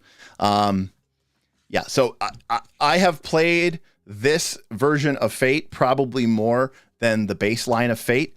I think this is A+ stuff here. This is really, really good. So I really think you should check out Fate. And if you're looking for another recommendation, I really also think Blades in the Dark has an incredible role-playing game system that does something that is very distinct and unique from what other, D20-based Pathfinder 2, 5th edition type games are doing right now. And it's easier and cheaper to get into than some of these other games that might require, specialized, tons of rule books and big stuff. Fate, Blades in the Dark are all pretty self-contained. The only thing about Blades in the Dark is Blades in the Dark does have sort of an inbuilt world. Fate is is generic. It could be anything. Blades in the Dark is set in this sort of like weird, haunted, Victorian, post-apocalyptic city. You might not dig that. There's a couple different variants of Blades in the Dark. One is like sci-fi called Scum and Villainy. One is more like medieval warfare called Band of Blades. There's a couple different options, but so Blades in the Dark, the world can turn you off. So that is possible, but I would read it just to grok the game mechanics, which is called the Forged in the Dark system, the same way that Dungeon World uses Powered by the Apocalypse as it's based off of Apocalypse World, which is why all those games have world at the end of them. So, yeah. The marketing and copy becomes a little interesting when the eponymous entities die. That is true. But also to be clear, Knights of the Last Call started off as just an AP. We didn't do any other videos at all, and we were never going to do anything else at all. It was just going to be the AP. But then we had a couple people who couldn't make sessions, and I was like, well, the rest of us are available. We should just like talk about role-playing games because we do that all the time anyways. And we recorded those, and those became way more popular, like 10x, 20x more popular than our APs ever did. And we were like, oh, maybe this is actually what people are more interested in. And so then it became, Knights of Last Call became more of a group. And now when I think of Knights of Last Call, I actually think of the Patreon. I think of this group of 150 or whatever patrons who, we are the Knights of Last Call. And I think it sort of is a mindset about how you approach gaming and the idea of openness, inclusion, education, entertainment. And so I think that's kind of what I think of the Knights of Last Call now is. So, let's see. Fate Accelerated equals good, Cortex equals bad. I'm not a huge fan of Cortex, so I do agree with Ben there. I think Cortex is a little bit too, it's a little bit too fiddly, and it's not a big fan of mine. I'm not a big fan of it, I should say. Let's see.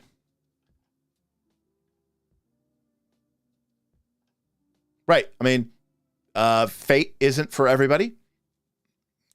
Fate is an example of a very gamist G, and narrativist end game is very, very low and light on the simulation.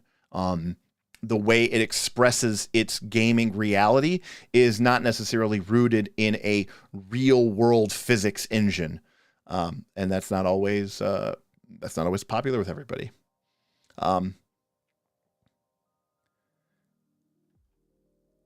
Runners in the Dark is another Cyberpunk game. Yeah, they've started making a bunch of in the dark. If you ever see something that says in the dark after the end of it, it's a Forge in the Dark game.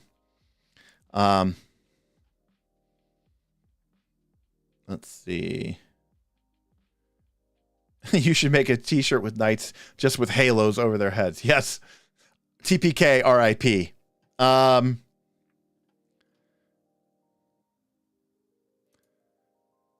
Cortex got bought out by the fandom, and they're going with the you have to use their digital tool set model. Well, that would definitely be a big no for me. So, speaking of systems, it came out for people who kickstarted. I think it came out end of February, but I haven't had a chance to really dig into it until just this past weekend. And I haven't had the chance because I've been pretty busy, and then I was doing a ton of work for the Rise of the Rune Lords AP, ironically. But the initial draft of the Avatar, Last Airbender, or whatever they're calling it, Avatar RPG, came out, and it is powered by the Apocalypse. And I have started. It's a very massive PDF. As far as I could tell, it's a exact copy of what they're going to be using, and it is awesome. I really, really love everything that they have done with the system. The way that they handled bending, which is that they didn't, is brilliant. There is no bending move. So smart. They break it down so distinctly without letting you, it's done really, really well.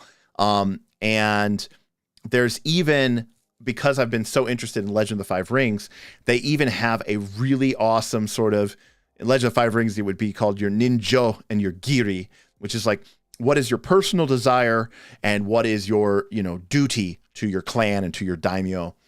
And they've done a really great job of expressing that in Avatar with this idea of, you having these two conflicting desires, and there's this idea of you shifting your balance between the two of them. And what I love about this game so far is that the consequences for failures and the way that you get attacked or things like the consequences to your character are more about challenging their views and sort of changing the way that they see the world. And I think that is so smart. And it's very much on point and on theme with the Avatar show, both of them. And very happy with the playbooks. If you're familiar with Powered by the Apocalypse, the playbooks are very smartly done. And they sort of break down that you could be one of, you can have 6 different ways to sort of interact. You can use airbending, earthbending, firebending, waterbending, weapons, or technology. It's beautifully done. The art is incredible. They have a ton of great world lore stuff, all about playing in not just the Korra or the Aang era, but like 3 other eras that we kind of heard or talked about on the cartoon show that could be interesting to play in. And, most importantly, there's a big old thing which says, like, you're not the Avatar. Like, that defeats the purpose of a role-playing game where one person is, the most important person. That is not what this game is about, and that's not what you should do either. Anyways, just very, very smartly done. Looking forward to finishing up the PDF, hopefully this week. Maybe I'll do it in Vegas when I have some downtime. But I just want to say that what a fantastic system. And, it really, playing so much Pathfinder 2, but also, it's kind of been on hiatus, but I had this Legend of the Five Rings game that was going on, which has a lot of these mechanical ways of reflecting your character's thoughts and feelings and things like that. Legend of the Five Rings, the role-playing game, has 3 scores that go from 1 to 100. One is your honor, one is your glory, and one is your status. And honor sort of represents how does my character feel about themselves and upholding the tenets of Bushido as a samurai. And glory sort of represents what is my character's reputation. Does my character have a, are they renowned for being a, an upright and, good in the mold samurai?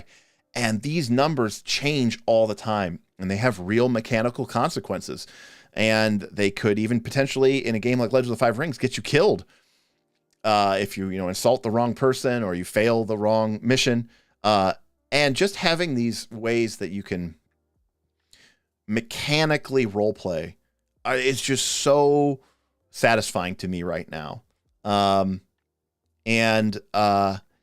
think it's just because, you look at a game like, what gets measured gets managed.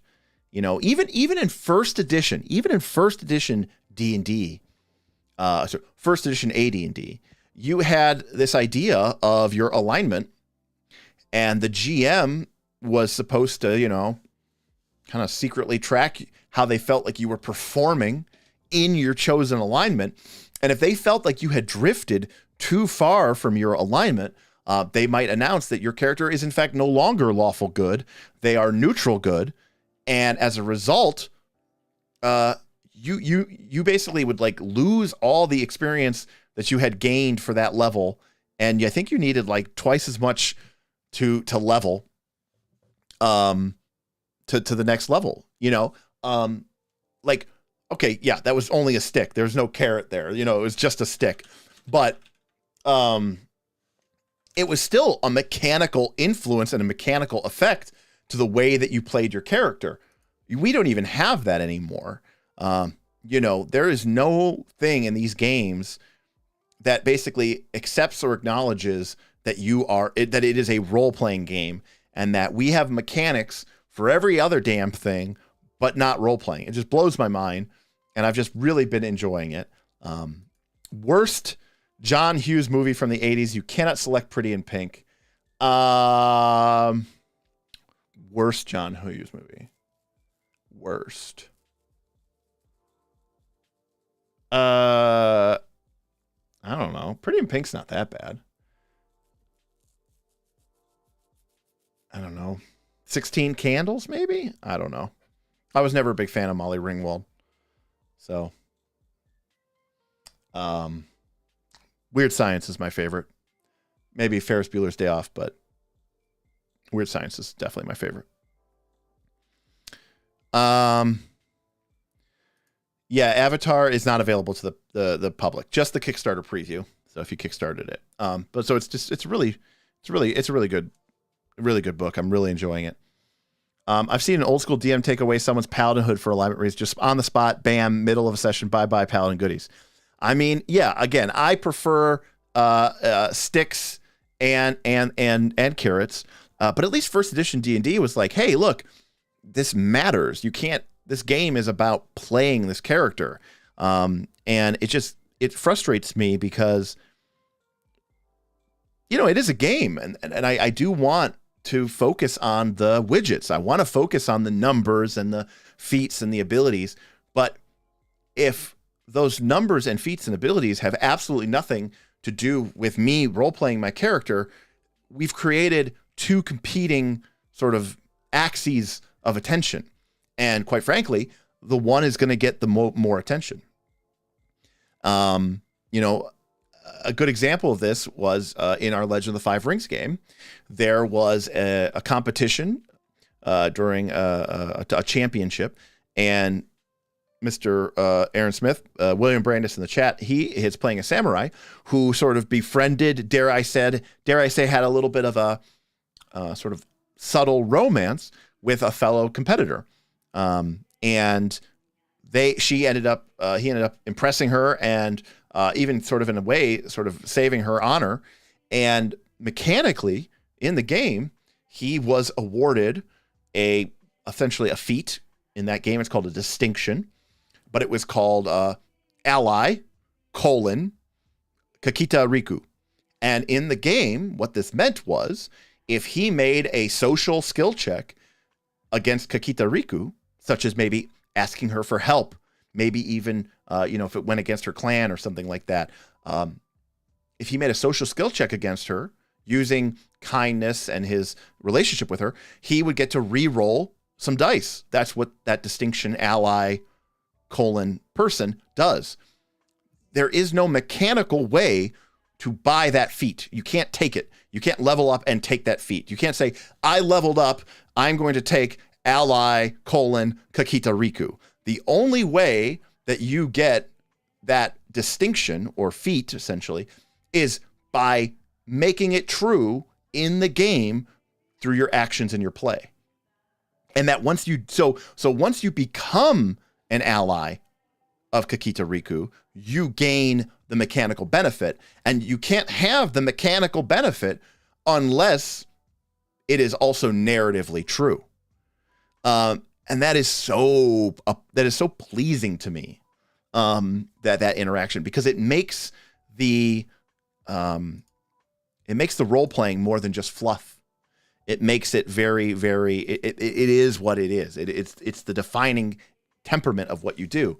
So in a game like Blades in the Dark, when a player describes how they are going to attempt an action, my role as the GM is to decide, does that sound like something that is desperate, risky, or controlled?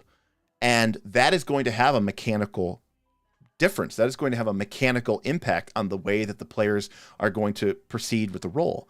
And the best part about that game is you tell the players, oh, okay, that is going to be a risky attempt or a desperate attempt. And the player understands mechanically, this is all codified in the rules. Okay, now I understand what that means.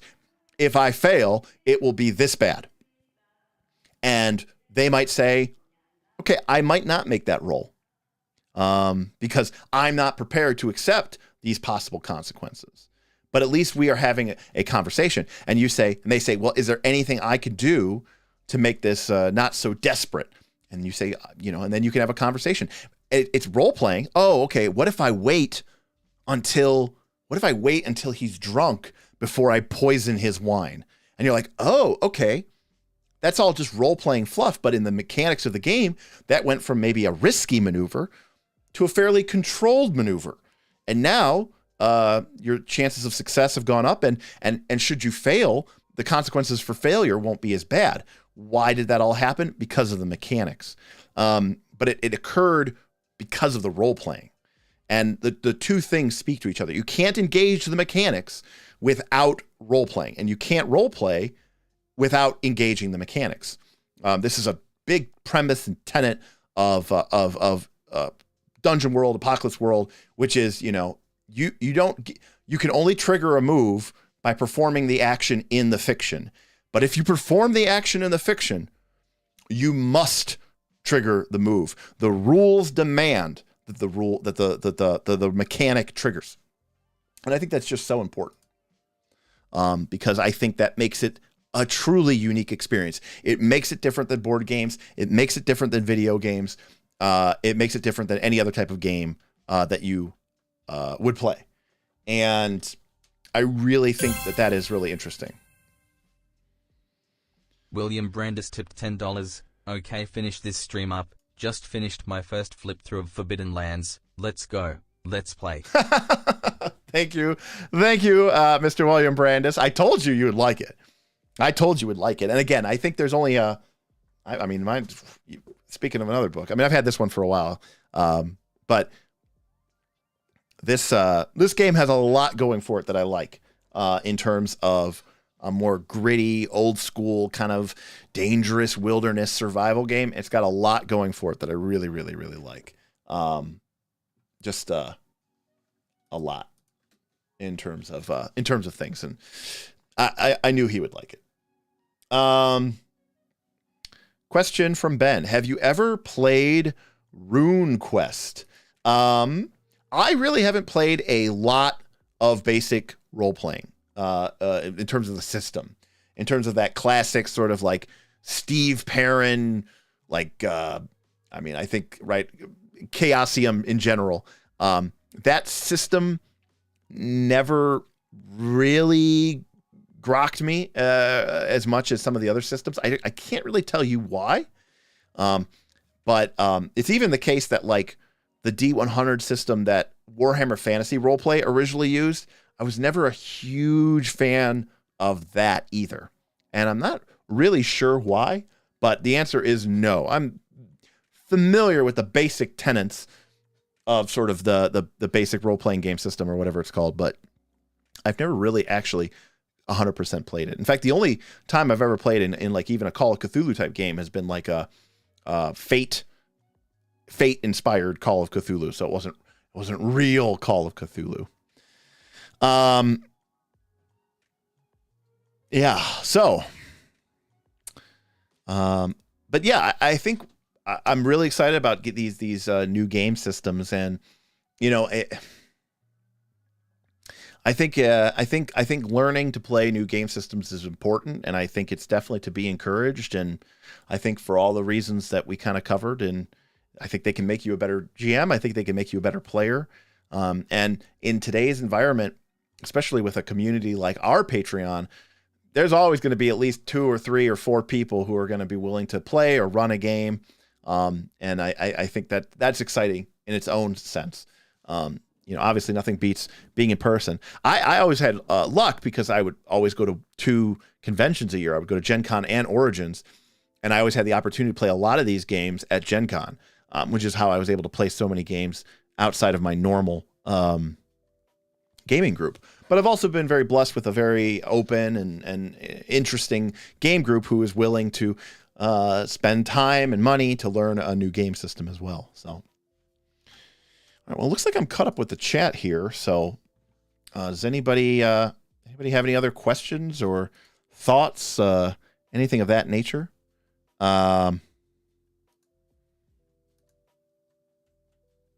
This Discord sounds cool. Should you join? I think you should join. We got a link down below. You can also find it at patreon.com/Knights of Last Call. We've got a couple different tier options. A lot of the benefits kick in at the Knight tier, which is $5 a month. But we do have some other expanded options for people who want a little bit more privileges in the community. But it's a thriving Discord with a lot of people, and we try very hard to try to keep it as friendly and open as we possibly can. And that's a really big, important role. And, no one is 100% perfect, but in the grand scheme of things, like on the internet, it's about as good as it's going to get, and maybe even better than I ever thought. Is the Discord secretly a cult? Could be, might be. You need to join to find out. Yeah, let's think. What else we got going on here? In terms of the polling, question. What's your favorite Vegas story that's not safe for work? Well, okay, I have one. I have a couple, but this is a good one. In 2018, I went to Vegas, actually with the same kind of group that I'm going with here this week, but we were there for a Magic tournament, Magic the Gathering, but I actually wasn't there to play in the Magic the Gathering tournament. I wasn't working that year, and I was about to go hike the Appalachian Trail, and I wanted to liquidate some of my Magic cards. And the Grand Prix, the big tournament in Las Vegas every year, was sort of like the who's who amongst like the high rollers, the people with the biggest bank accounts, like the vendors who were willing to spend the most money. So I went there with looking to offload maybe $20,000-$30,000 of Magic cards. Luckily, I went during one of the most insane Magic selling periods of all time, and I got like close to $30,000 just for selling stuff that I really had no business getting $30,000 for. So not even like my most high-end stuff, but I sold $30,000 in Magic cards, so I had just huge pot, roll of money, and I was like, okay, well, I'm gonna go have fun. And we go downstairs and we're playing like blackjack, and they're kind of more degenerate gamblers than me, and I lost interest, and they were just still going, and I'm like, okay, I'm gonna buy a bunch of drinks. I'm just gonna wander around Vegas and get drunk. And so I did that, and I ended up at this bar, and I wanted to keep drinking, and I was going to buy a drink, and the bartender goes, hey, just play the video poker, it'll be free, and you'll get your drink for it. And I go, okay. Well, it's late at night, I'm a single guy, I'm in Vegas. I was dating my girlfriend at the time, but this lady of the night, a prostitute, came up to me, and started flirting with me or whatever like that. And I was like trying to tell her like I'm not interested at all. I don't really have any money, which is kind of a fake thing to say in Vegas. And while I'm sitting here trying to like just play this video poker, and I wasn't even really looking at it because I was just trying to make it seem like I was really busy. It hit 5 aces on the deal, 4 aces and a wild card, and it paid out like $5,000 like on the spot, which put me in a really awkward position. But the lady was really awesome, and she was just like, "See, I'm your good luck charm." And I was like, you know what? I cannot argue with that. And I think I gave her like $200. And I think I tipped the bartender like $200. And then I took my $5,000 and I took my $30,000. It was all in cash. And then I, had to get on the plane with just these wads of cash. And I thought it was going to be this really awkward moment, but it's Vegas. So the people at the TSA just didn't even care that I had like a backpack just full of cash. So that was my Vegas story. I have had a couple of ones, but, let's see. Vegas is so interesting. Can have a completely different experience based on what you sell there. Oh yeah, it's very different. I've gone to Vegas where we've just gambled. I've gone to Vegas where we've just, with people who don't gamble as much, and we did more like shows, and I've even gone with like foodies, and we've just done a bunch of just restaurants. Like there's a couple restaurants that me and my buddy are definitely planning. We've got a couple reservations. I love Bobby Flay's restaurant there, Mesa, and Gordon Ramsay has some great restaurants there as well. Love to hit those up too. So, hey, what is going on? Mr. Rules Lawyer himself. Only a third of last way through last week's. Any info on what KLC will do next? We are working on it. I think what we are going to do, is I am on vacation, and the Knights are trying to launch our community game as you all have as well, and I want to kind of go back to the drawing board. I'm of two minds. One is one day I would like to maybe go back and finish Rise of the Rune Lords and play it as a second game in like a very different world where the Knights failed. And things are very different, and it's almost more of a sort of a, not post-apocalyptic, but it's a very different, right? It's like Revenge of the Rune Lords kind of thing. That might be something that we hold off and wait up on. There's a lot of people, including me, who are very interested in this idea of playing Quest for the Frozen Flame. I think it's a very different type of fantasy game than I'm used to playing. I think the idea of that culture of this sort of tribal primitive group up in the realm of the Mammoth Lords is kind of interesting and very different from the sort of generic Tolkien-esque fantasy that I'm usually doing. And I'm really interested in I'm really bought into this idea of it only being 10 levels. As I said before, committing to a 20 level game on a public YouTube channel is a lot of work. As is converting one from first edition. So using a second edition game would be a lot easier in that regards. But so I do think that there's a reasonably good, strong chance that we could end up running Quest for the Frozen Flame. But the folks in the Patreon, who again really support this channel and they're the reasons why we do what we do, have also expressed a lot of interest in seeing maybe a Legend of the Five Rings game or a Monster Hearts game, which I would think would be a lot of fun to do as well. I don't think we would do one of those long term, especially it's not something like Monster Hearts, but it could be fun to do something for 3 to 5 sessions as something that's different. If I had the time, I would love to figure out a way to maybe do multiple games per week or at least per month, something rotating, just to keep it fresh, keep it interesting, because quite frankly, again, our APs aren't the most popular thing on our channel. Part of me feels bad and guilty that we haven't put out more like, quite frankly, more rules lawyer type stuff or how it's played type stuff, real mechanical based stuff, which quite frankly did really well for us as well. Our combat and tactics series continues to be it was always our strongest videos, but continues to be that the case. So, The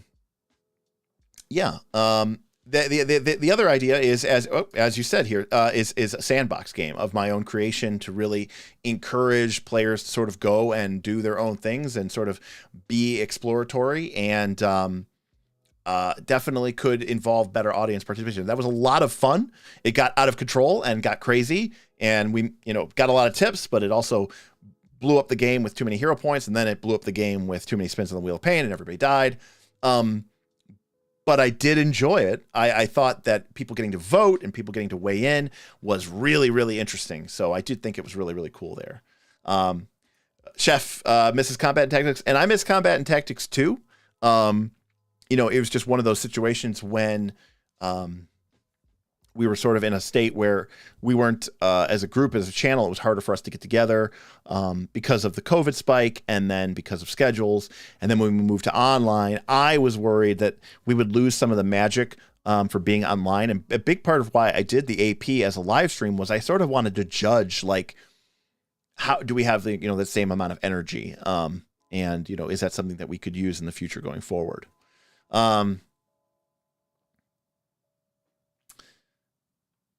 When I say it, Derek doesn't read it. What is this rules lawyer? Some kind of celebrity law? I'm sorry. I just, his name really pops there. Actually, yours is in blue, so I really should see it. But oh, there we go. They came from series, an RPG game series about playing up movie tropes of different genres. What genre interests you most?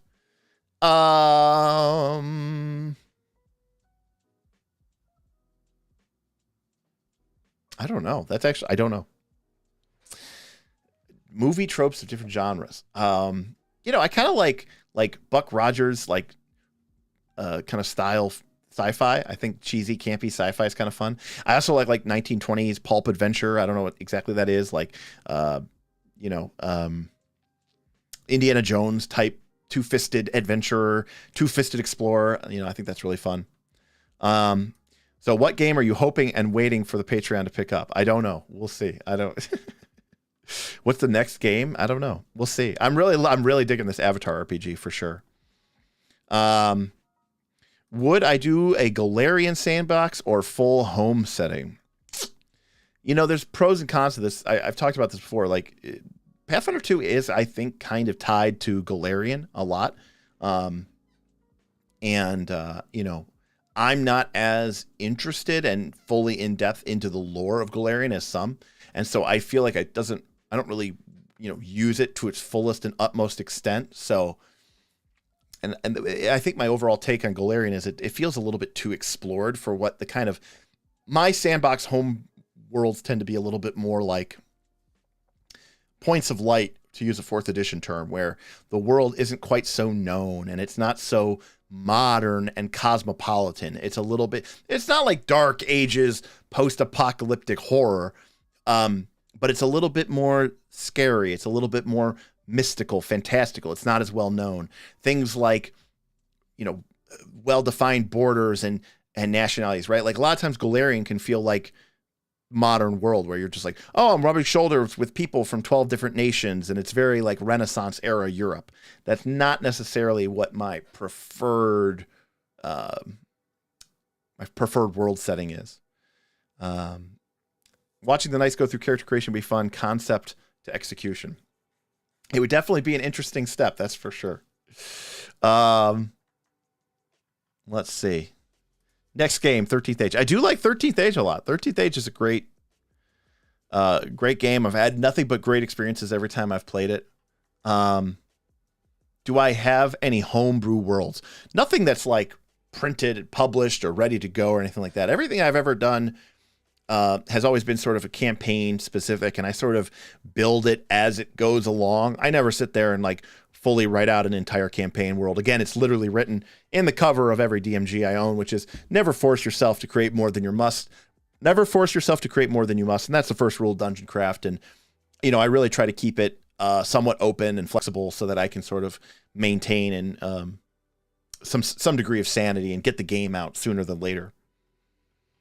What's the next RPG you want to try that you haven't tried yet, and why does it appeal? Well, I really like Dune. Like the world, I really like Dune. And I think it's very cool. And playing this Star Trek adventure game I've been playing through the Patreon as a player, thanks to Damien being the game master. I've really been impressed with the 2D20 system, and I feel like it could work really well for this RPG system. But this is an example of a game where I'd want to play with people who really are either knowledgeable about Dune or are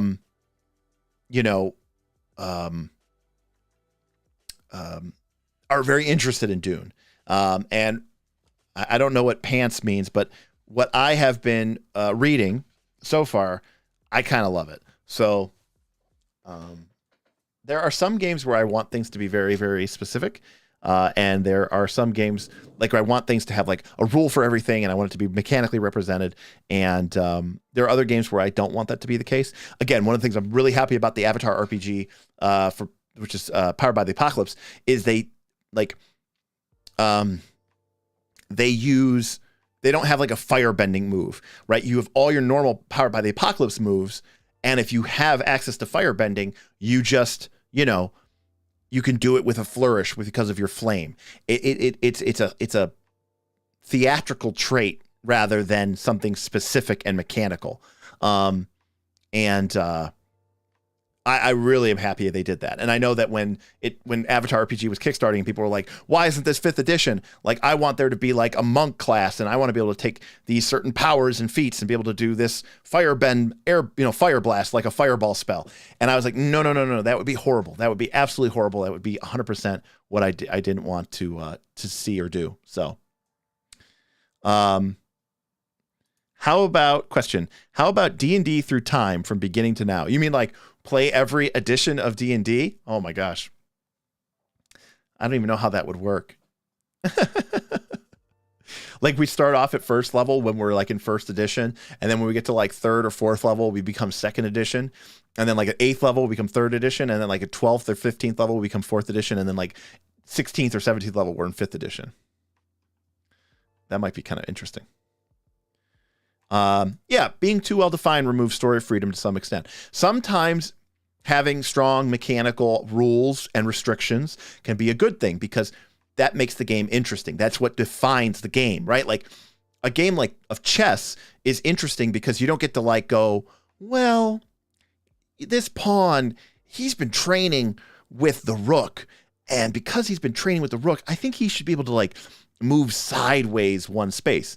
Like, that would kind of undermine the intent of chess.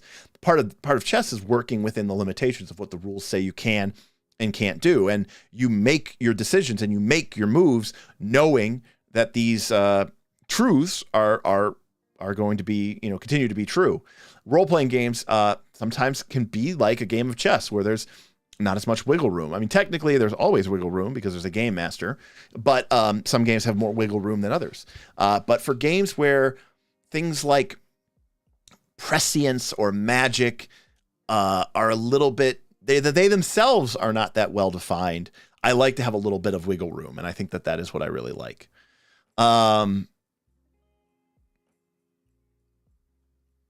Let's see.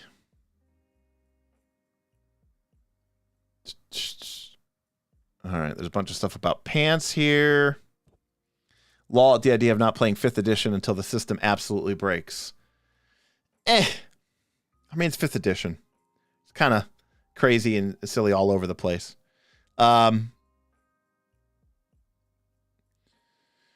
totally behind you doing homebrew and building your own brand a la Drakkenheim. Drakkenheim. What is Drakkenheim? I don't know what that is.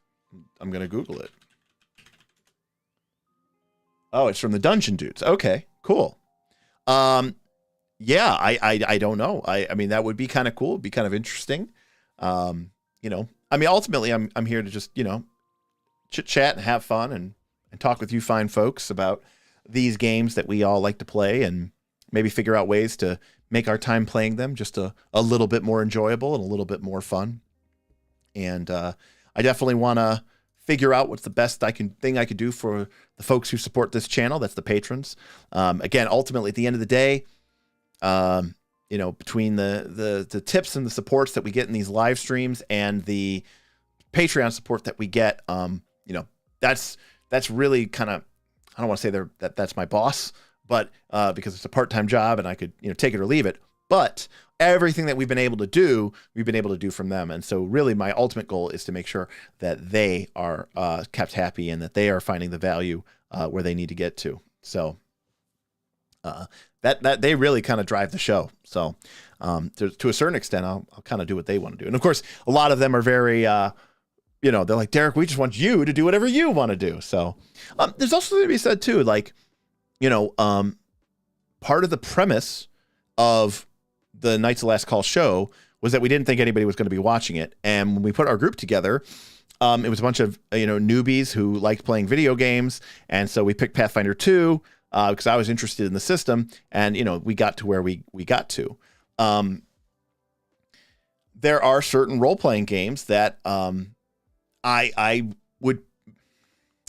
would be somewhat hesitant to play with certain people because I don't know that they would enjoy that experience as much, or I don't know that they would be able to really grasp fully what the game is trying to do without maybe making a mockery of it, or something like that, like or just playing it for fun or just playing it for lulz, which can always be fun. Don't get me wrong, but if I have one gripe, this is not just a role-playing game thing too. This is like a personal flaw of even me, Derek, but like board games. If I sit down with someone to play a board game, then I'm expecting that, we've entered into a sort of a contract, which is you are going to try to play, well, and you are going to try to win.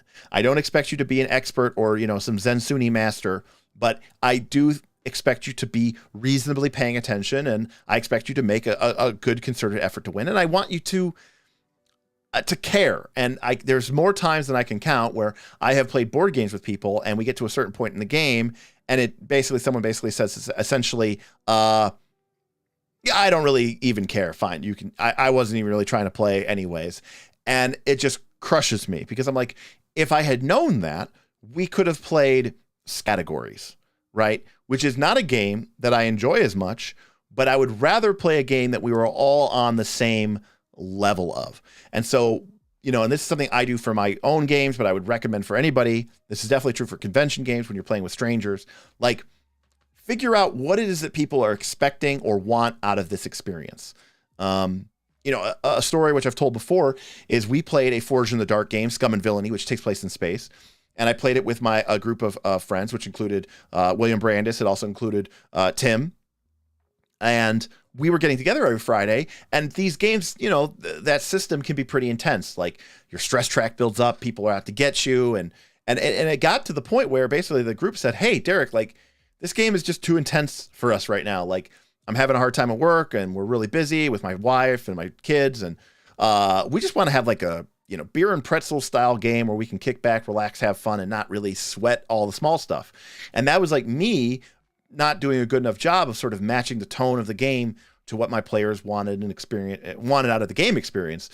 And so there are certain games that I play where I wouldn't want it to be played for laughs or jokes. And a great example of this is Monster Hearts. And I know everybody was like, oh, it'd be hilarious to see Bob try to play Monster Hearts, right? Because the assumption is it's going to be horrible. It's going to be a train wreck.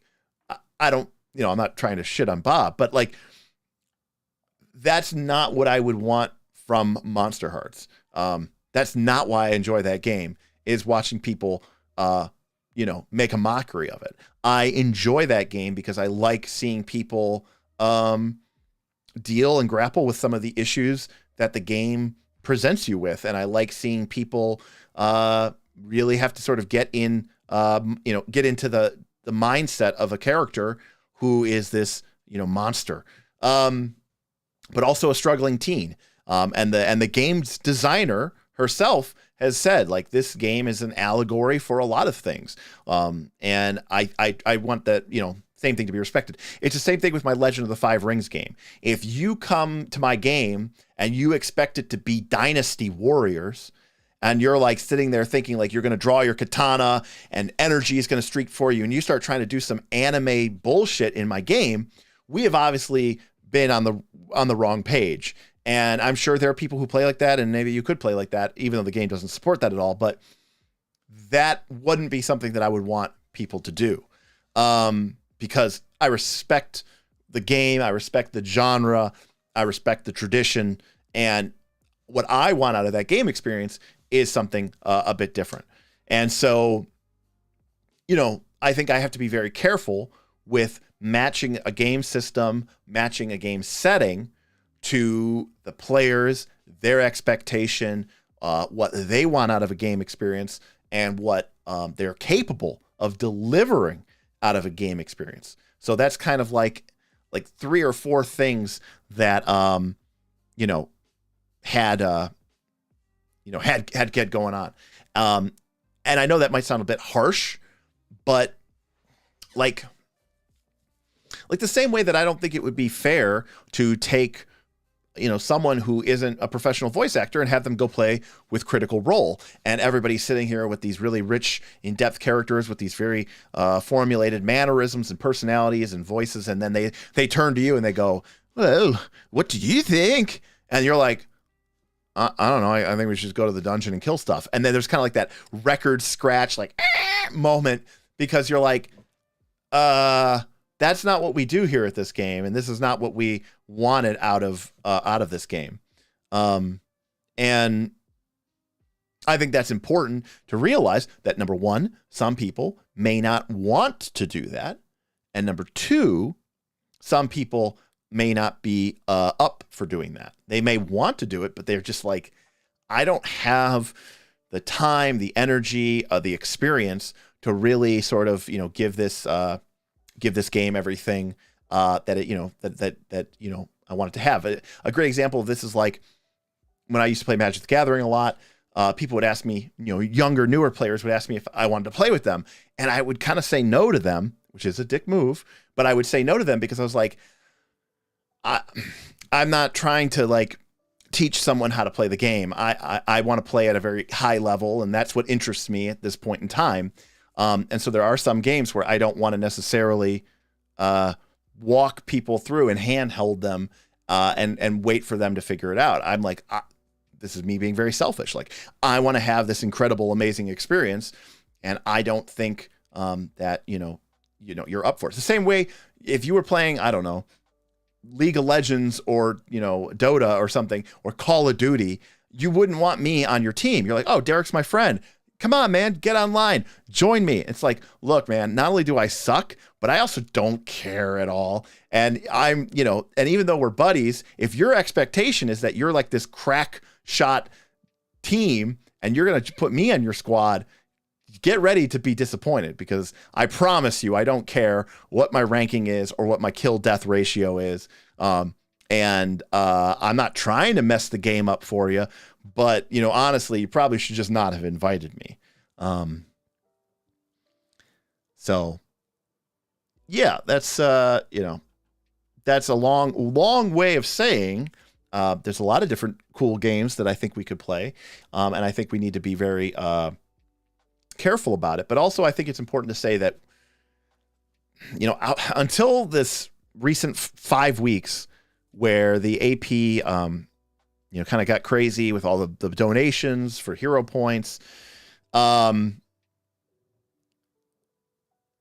AP made us like $100 over the entire 16 months that the channel has been a channel, like total combined. It was like such a minor thing for our channel, and it's never been a big thing for our channel. I like that we have it. I think it's cool to showcase people playing the game. It's definitely something that we do that I think is a little unique and maybe is an extra value add proposition, but it's also not the most important thing for me with the channel anymore, because the patrons and the YouTube response has been always shifted towards other things. And while I still think it's fun to do just for funds and for lulls, I also sometimes have to make business decisions about it too. And so as much as what I would want to do personally, I also have to think about what is right for the channel from a business perspective, from a growth perspective,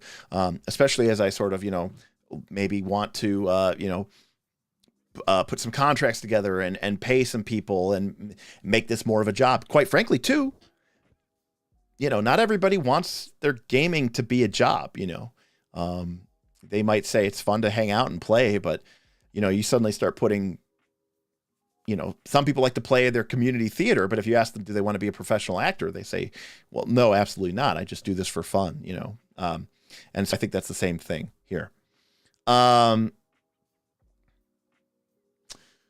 So yeah, no, I listen, I used to play a ton of video games. Absolutely. You could absolutely beat me at an FPS game. I don't know that I was ever good. I'll take decent as a reasonable expectation. No, I did used to play a lot of, but Ronald with the truth. Live is the way to go. Editing is a lot of work, and people want to interact with you and players who have high charisma. Yeah, I mean, our old APs used to take me so long to edit. I mean, we had literally 8 cameras rolling for 4+ hours each. Some of them were at 4K, which is insane now. So like I would have like 1.8 terabytes of audio files that I would have to import and put into Premiere Pro, and 8 different videos with different cuts and video graphic overlays, and not alone just doing editing and cuts, but then going back and doing all the graphics and everything is like, and I'm not an editor, I mean, I got okay at it. I know that sometimes when you could always tell when Derek had extra time in his schedule, because there would always be like these extra bonuses in the video, some cool intro or some cool little map or something. But it just took me so much time to do any of this stuff. And so live is great, but live has its problems as well, which is, it's harder to focus on the game.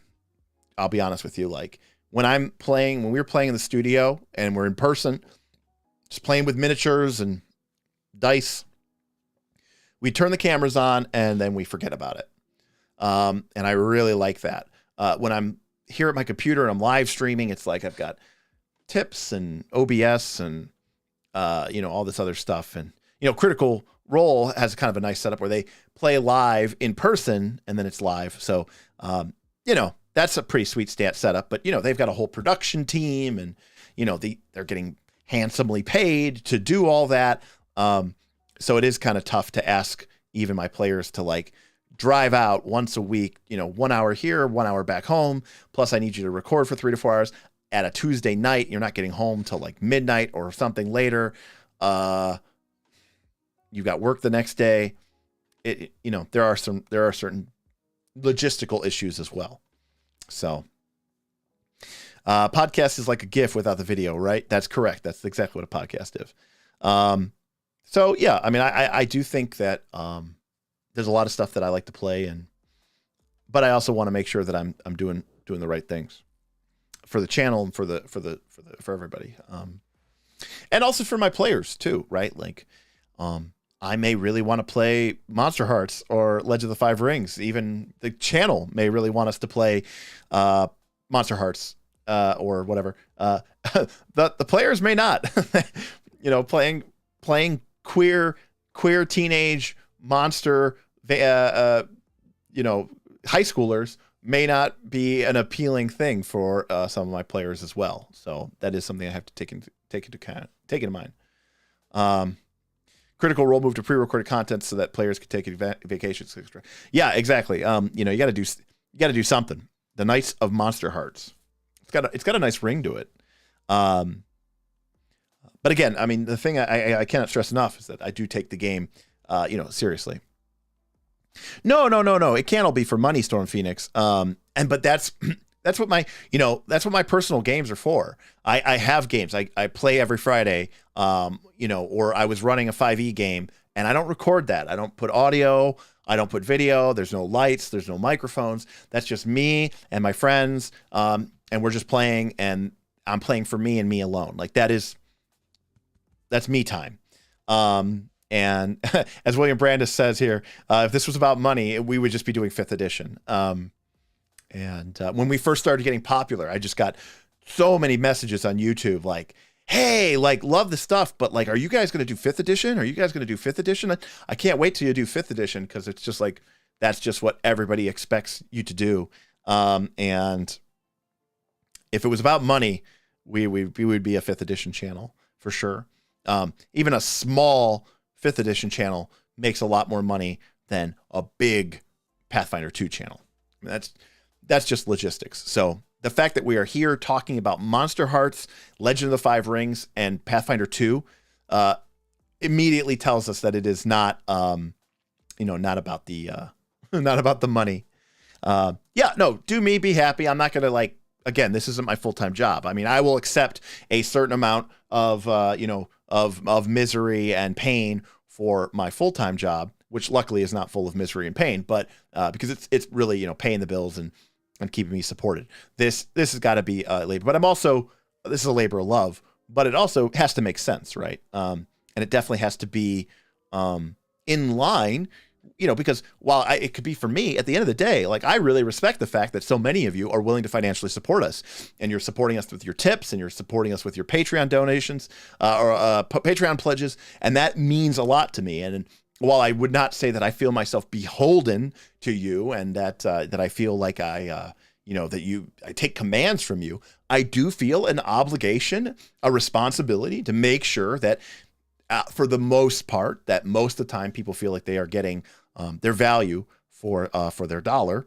And that's important to me. That's just as part of my ethos. It's part of my core being. So yeah, it's a long-winded way of saying we're going to play something, and I don't know what it is. It's going to depend on how busy I am, what I'm interested in running, and what players can we find that may be interested in doing that, and is going back in person something that's on our on our radar. Does that change the calculus for people? I mean, that was another reason we went live as well. It made it a lot easier for people to get here. And, online also has the availability and benefit that we might get the chance to play with more of our patrons who may be able to come in and guest star or, fill in a spot. And so that's a big advantage as well, which I really, really like to be able to take advantage of. So, because at the end of the day, I'm not going to play with someone if I don't like them. If I don't, personally would want to spend 3 to 4 hours with this person each week or every other week or something. Why would I want to, if I don't want to spend time with them, I definitely don't want to play a game with them. Right. So advertise D&D and then play basic. Steven says Monster Hearts. When 5.5 comes out, are you going to look into it? Of course I am. Of course I am. I own, I don't even know, $15,000 worth of Dungeons & Dragons stuff. I've been a D&D fanboy as long as I can. And, for me, 5th edition has been like what other people's 4th edition was like, right? 4th edition was an edition where a lot of people said, nope, I'm good. I'm going to stick with 3rd edition, or move to Pathfinder 1, which is kind of what we did. And I'm kind of skip 4th edition, and maybe I'll pick it back up in the future. For the most part, that is what 5th edition has been for me. Just, I'm aware of it. I stay, I keep my ear to the ground, but I don't like actively go out of my way to play it. In fact, I was playing in a monthly campaign up until just recently, of 5th edition, and it's fine. It runs. It's fairly easy to GM and DM, but it doesn't grip me or bite me the way that everything else has. Patreon is where the money's at anyways. Let's get you there on these niche areas that isn't 5e or mostly. Yeah, we'll see. And also too, like, I would be lying to you. I would be disingenuous to you if I didn't try to at least convince, every person that is watching this stream to play,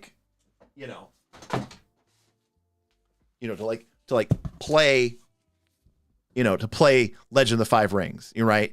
Or figure out, or play, Fate, or, these are these games that excite me. And that doesn't mean I don't like Pathfinder 2, but these games are interesting and they're exciting and I think they're fun to play. Yeah, from third to fourth to PF1, that's unusual, methinks. That is true. That is unusual, and that is what we did. What I'm saying is, like, for a lot of people, they skipped fourth edition, right? They were playing third edition. Fourth edition came out. They said, I'm not interested. I'm going to keep playing third edition. And when Pathfinder 1 came out, they continued to play Pathfinder 1 because third edition was no longer being supported by Wizards of the Coast, and Paizo had picked that community up. We did play third edition. Fourth edition came out in 2008. We played it immediately.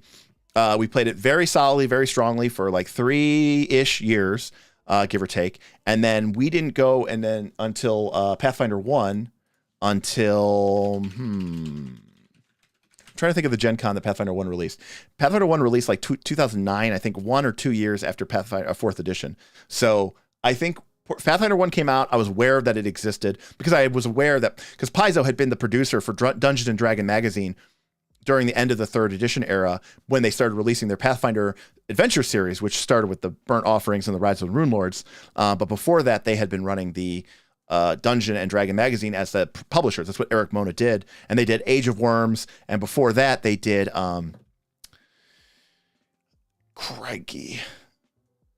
Shackled City? Yeah, Shackled City. And those were all really good. Shackled City is like one of my favorite. I think that adventure path is incredible, actually. So I was aware of them. And then when 4th edition, we had finished up a couple campaigns and we said, like, okay, we're kind of off the bros on, we're kind of off of this Pathfinder thing seems really interesting. And we talked for a long time about how we were just going to go back to 3rd edition, but we ended up going to Pathfinder. And then we played Pathfinder 1 from about 2012. And then in 2014 or 2015, when 5e proper hit release, I remember we picked it up. We played it for a month. And then we said, nah. And we went back to Pathfinder 1. And we continued to play Pathfinder 1. Now, interspersed with a million other games, 13th Age and, Fate and Mutants and Masterminds and a million other games. But that was like our core basic fantasy game until Pathfinder 2 came out. And even after Pathfinder 2 came out, in fact, Pathfinder 2 had been out for like a year or something like that. And there was a point in time where I started up a new campaign and it was Pathfinder 1. So I'm still a big Pathfinder 1 fan. I still love that 3rd edition OGL framework. 80% of people who watch D&D live streams have no idea how the rules work. 80% of people who play in D&D live streams have no idea how the rules work. That is very, very funny. Let's see. Blades in the Dark, man. I love Blades in the Dark. Love it. I love it. I love that system. It's fun. Plus, there's certain games that just, it's like an artistic medium, like some artists can create better with, pencils because they like the precision of the pencil tip. And other artists create better with watercolor because it's not as controlled. It's more fluid. You can't do as precise maybe of brush strokes as you could with another artistic medium or, something like that. And I think systems can be the same way where some GMs can paint better with other systems than other ones. And can we throw a link to L5R in the description already? Buy it if you can. It's kind of hard to get right now. Played Age of Worms, so good. Dracolith, yeah, very cool. Not Dracolith, Dracolith. I think it was it's like a draconic basilisk or something. How did or do you deal with bloat in PF1, especially consider how OP some of the feats are compared to others? Honestly, a lot of times I kind of went like core rulebook only, and then like everything else had to be like either like earned in the campaign or like discovered in the campaign. And that was like a good way to kind of keep a tight rein on things. So it's pretty good. Yeah. Typically you don't allow occult adventures. PF1 obviously had game breaking issues, but you know what my solution to, dealing with some of OP feats and bloat in Pathfinder 1, I've just always had players that weren't complete and total assholes and trolls. You know, I had one way back in the day, and he hasn't played RPGs with us for 10 plus years. And outside of him, I've never had players who were actively trying to destroy, overpower, completely just, you know, break the game and become unbeatable and invincible. My players have always been like purposefully suboptimal, but going for like coolness instead of just raw rote power. Like even in the worst of the 3rd edition era, like no one in my group ever tried to do any sort of like bag of rats, whirlwind attack, great cleave, or, you know, just whatever, great cleave nonsense, or like any of these extremely stupid, dumb things, which, you know, broke the game. Like they don't break the game. You don't even need to be a GM to fix that, like, which you can immediately. It's just like play with people who aren't trolls and you'll be fine. And I don't know. I guess I've always been lucky because I played with people who I've known for a long time, and maybe if you show up, but if someone tried to do something like that in my game, it would be really hard for me not to just like kind of laugh in their face and then just like tear their character sheet up in front of them and then ask them to leave and politely not come back. I don't know. Like, what are you trying to do here? I don't know. My only concern is I play with a lot of new players, often in RPGs in general, and it feels bad to help them build a character. I'll only say, don't choose that. It's terrible. I mean, is it better to let them choose a bad feat? I mean, part of it could be explaining to them why it's not as fun. I think more importantly, it's don't let people build characters. Let them give you an idea of what they want their character to do, and then help them find a way to mechanically but effectively express that idea. And I think that that's the best, I think that's the best option. It's fun to get, it's like I told that story about me using locate object to triangulate treasure positions within a dungeon and then dimension door to them and loot the treasure without fighting any of the monsters or dealing with any of the traps that guarded the treasure. And it was like, yep, we did that like, once or twice on the level. And then I was like, and I'm not going to do that anymore. Like, I had my fun and let's move on. Like if somebody discovered some sort of broken combo and they came to the game and they did it, I think we could all have fun with it. And then at the end of the session, like I would fully expect the player to go, hey, yo, Derek, so I'm obviously going to like retrain that. Is that cool? And I'd be like, yeah, obviously that's cool. Like, good. We had fun with it the one time or the one session, and that was awesome. And I would even appreciate that.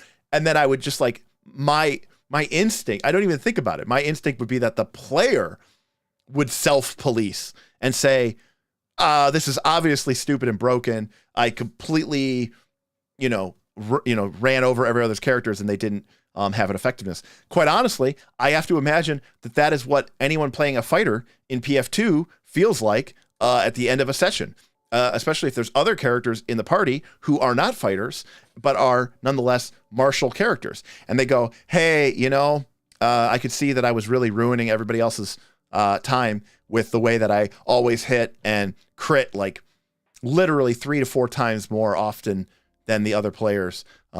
So I could see why maybe I need to make a new character because it's just too good. Try to introduce a friend to RPGs. First encounter, I added a second wave of Goblin. He said to me, wait, you can just make stuff up then? Then how the hell do I win? That's a valid question, GM Scott. How the hell do you win? You're just adding second waves of goblins all willy-nilly? We never played again. That's not an... Here's what's crazy. That's not an unrealistic response. Are we fighter shaming now? I never thought I'd say the day, but the fighter is... It's not that the fighter is broken. It's just that +2 to hit is really good in Pathfinder 2. And it's really, really hard to work around that. And, in Pathfinder 2, like all your cool, crazy, cool abilities kind of don't matter if you don't hit oh, I took power attack and I've got this other cool rogue ability that if you sneak attack them, they become poisoned and debilitated. But did you hit? Like everything rides on you hitting. And in a game that is tightly as balanced around these margins as they are, I mean, hell, every class, not just the fighter, but every martial class gets a whole retinue of abilities that trigger only when you crit. You know, weapons that have the deadly or the fatal trait. You know, your critical specialization effects that every class gets. Your runes, like, you know, all your runes that trigger on crits or have extra effects on crits. And all of these things trigger on crits. And you have a class that literally crits 2, 3, or even 4 times as often as the other classes. So it's just really problematic to try to balance.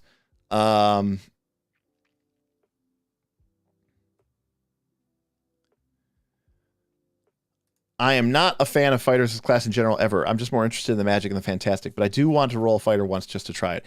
I mean, I made a fighter in Pathfinder 2. Listen, I like being effective and doing things, and the Pathfinder 2 fighter is like the surest way to, you know, doing that.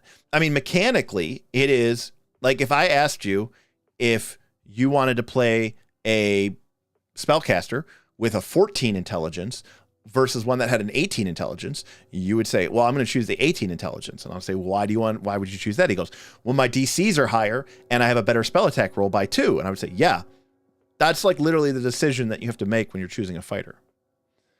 You know, I don't know if that's true, Storm Phoenix. That is why I'm hesitant to take away that bonus, because I don't know if the feats that they get really make up for that. Maybe they do. Maybe the fighter would still be really cool if they didn't. I mean, what they have is very fun and very cool, but it doesn't leave a lot of room for other people to be very good. And it wouldn't also be as bad if higher level bosses didn't have the sort of ACs that they have.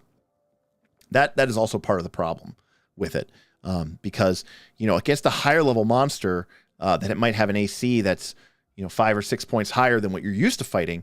You know, your other martial characters might need a, you know, 17, 18, 19, 20 to hit, which means they're hitting only 20% of the time. Well, the fighter's hitting 30% of the time. That's a 50% more hits than anybody else. And that is, that's a lot, you know, mathematically over the course of a thing. And when you're a martial character, that is what you are here to do, which is to hit. I originally toyed around with, I think it's the video called Missing Sucks. And it's one of our first, not our oldest video, because we did the APs, but like when we started doing our non-AP videos, I did a video called Missing Sucks. And I talked about maybe doing like half damage on a miss, or something similar to that. And everybody was like, no, that's impossible. But recently, I've talked about it for a long time with Self-Confessed Cynic, aka Vin, on the Patreon. And he recently he did some bunch of math and calculations, and he recently sort of incorporated that and tried it into his game. And he seems to be indicating that it's actually going pretty well. And so I'd be interested to see how that plays out in the long term. So, yeah, it was the glancing blow is what he called it. And to be fair, that was originally, I took that from Pathfinder. Pathfinder Unchained was sort of like a super variant book that came out at the end of Pathfinder 1. And they had a variant in there for half damage on a miss. All right. Well, I reached my Vegas goal and then some. Looks like we've lost a couple people here as we've stretched on into the third hour. And I got 10:43 here by my clock. So if anybody has any last questions for me, let me know, because I am going to be out. So there will be no stream this Thursday. We are putting together some content that we can release while I am out of town. We got a podcast that's going to be releasing here in the next day or two. If you're a patron, we have extra surprise. We also recorded the podcast, so it's a video podcast. There was a lot of debate about whether that's actually a thing, but Spotify says it's a thing. So if you're a patron and you want to watch the show while also listening to it, you can do that. But of course, the podcast will be available on Spotify and Google Podcasts and Apple Podcasts and all those places, available through Anchor. Is this last call. And then I'm going to be out Thursday, and then I'm flying back Tuesday. So there won't be a stream Tuesday because I'm going to be probably pretty tired. So we probably won't get another live stream until Thursday, the 24th of March. That's a long time without Derek in your life, and I'm sorry for that. But I'll probably be chiming in on the Discord. Maybe I'll do a quick YouTube live from Vegas, just to kind of have fun and put it up onto YouTube. As I do some gaming, if I win a bunch of money or if I lose a bunch of money, either way, you can laugh at my losses and make fun of me for being a gambler. But if I win a lot of money, then you have to praise me for being wise and intelligent beyond my age and my years. So we'll have some fun with it. But again, I'm not trying to is there such a thing as Derek Withdrawn? No, everyone needs a break, especially from someone as long-winded and boorish as me. Let's go to Vegas. Let's go to Vegas and do something different, says Patrick.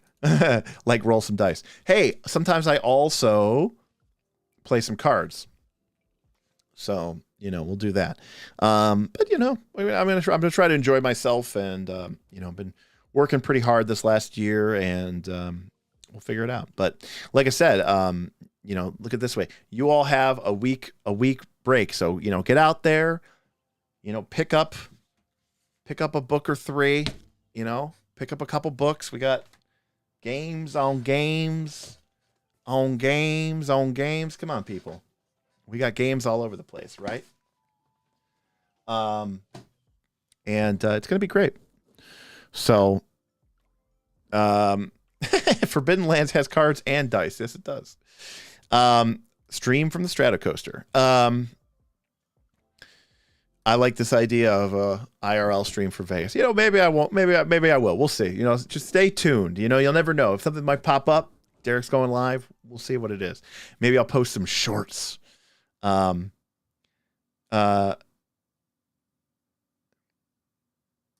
actually, Frank, the Knights of Last Call actually started with a different cast. We originally started with Rory as Gore, and Matt was Burl, and Bob was Azius, but we started with Rory as Gore the fighter, and then Bob's brother, Danny, who's in the military, would join us remotely as Villic the monk. And after a first couple of sessions, maybe the first adventure, Rory decided that the pressures of filming and the YouTube channel was starting to become kind of a little.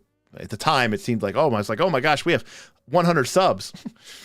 Became a little bit too much for him, and he didn't want to be a participant in it any longer. And then Danny got busy with his, deployment, being in the Army, and the remote thing over the internet. We didn't have like video cameras or footage, and we were all playing in person, and he was over like a phone. And so Danny Villic left, and Gore left, Rory, and we actually brought in Nick, and then around episode maybe like 14 or something, or 15.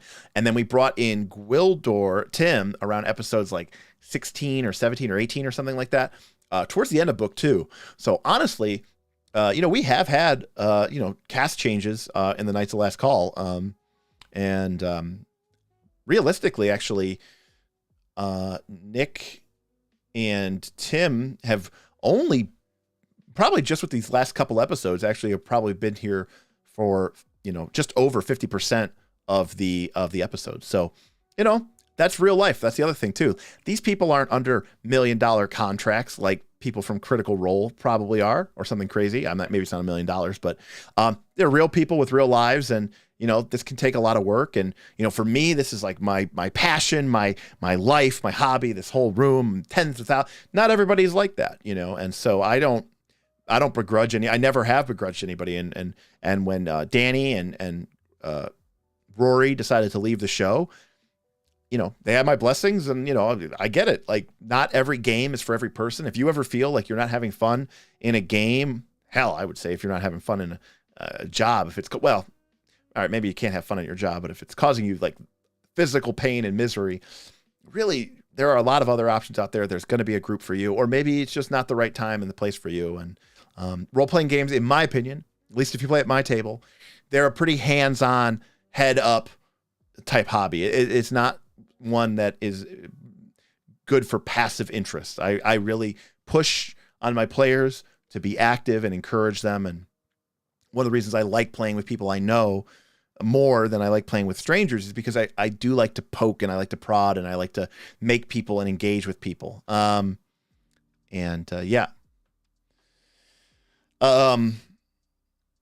So yeah, basically, we have had cast changes and they worked out, you know, and Nick and Tim came in. But you know, that's just the way the cookie crumbles. Not everybody's gonna, obviously me, Derek, if the GM leaves, well, that's a pretty big damn change, you know, but you know, if Bob or somebody, you know, decided, hey, I need to spend time with my family, or we're moving because there's a better opportunity for me in my career or my job, you know, that is what happens. Bob hasn't told me that he's moving or anything, so don't get that concerned. But so I appreciate that you did like the AP and everything like that. But you know, I think the most important thing is you know, the principles on which the Knights are sort of based, which is, you know, education and entertainment. And you know, I want this to be a game session that could be like one that you would have around your own table. So, all right, I think that's it. Let me see if there's anything else here in the chat. Doesn't look like it. So, I am going to be dipping out here. I want to say thank you to everybody who's continued to support us and you know, continues to find ways to be awesome, and definitely very, very excited about some of the changes that are coming to the Discord, the Patreon. Check it out below. Really excited about Northern Reaches. If you're a player or GM in that, I think we're going to have a really fun time with that. And you know, as we get set up, you know, looking forward to maybe dipping our toe into the water of making some of our own Pathfinder 2 gaming content, maybe some of our own feats and magical items. And maybe, who knows, someday in the future, maybe there will be a Knights of Last Call Kickstarter published, make our own game, and, you know, kind of take all the awesome, great ideas that everybody in this community has, and you know, maybe turn it into something that's uniquely ours and solve some of our you know, biggest issues with the game, and at the same time, you know, something we can be proud of and make a little money on at the same time. Who knows what the future will hold? But all I do know is I want to say, welcome to the Knights of Last Call. Peace, everybody.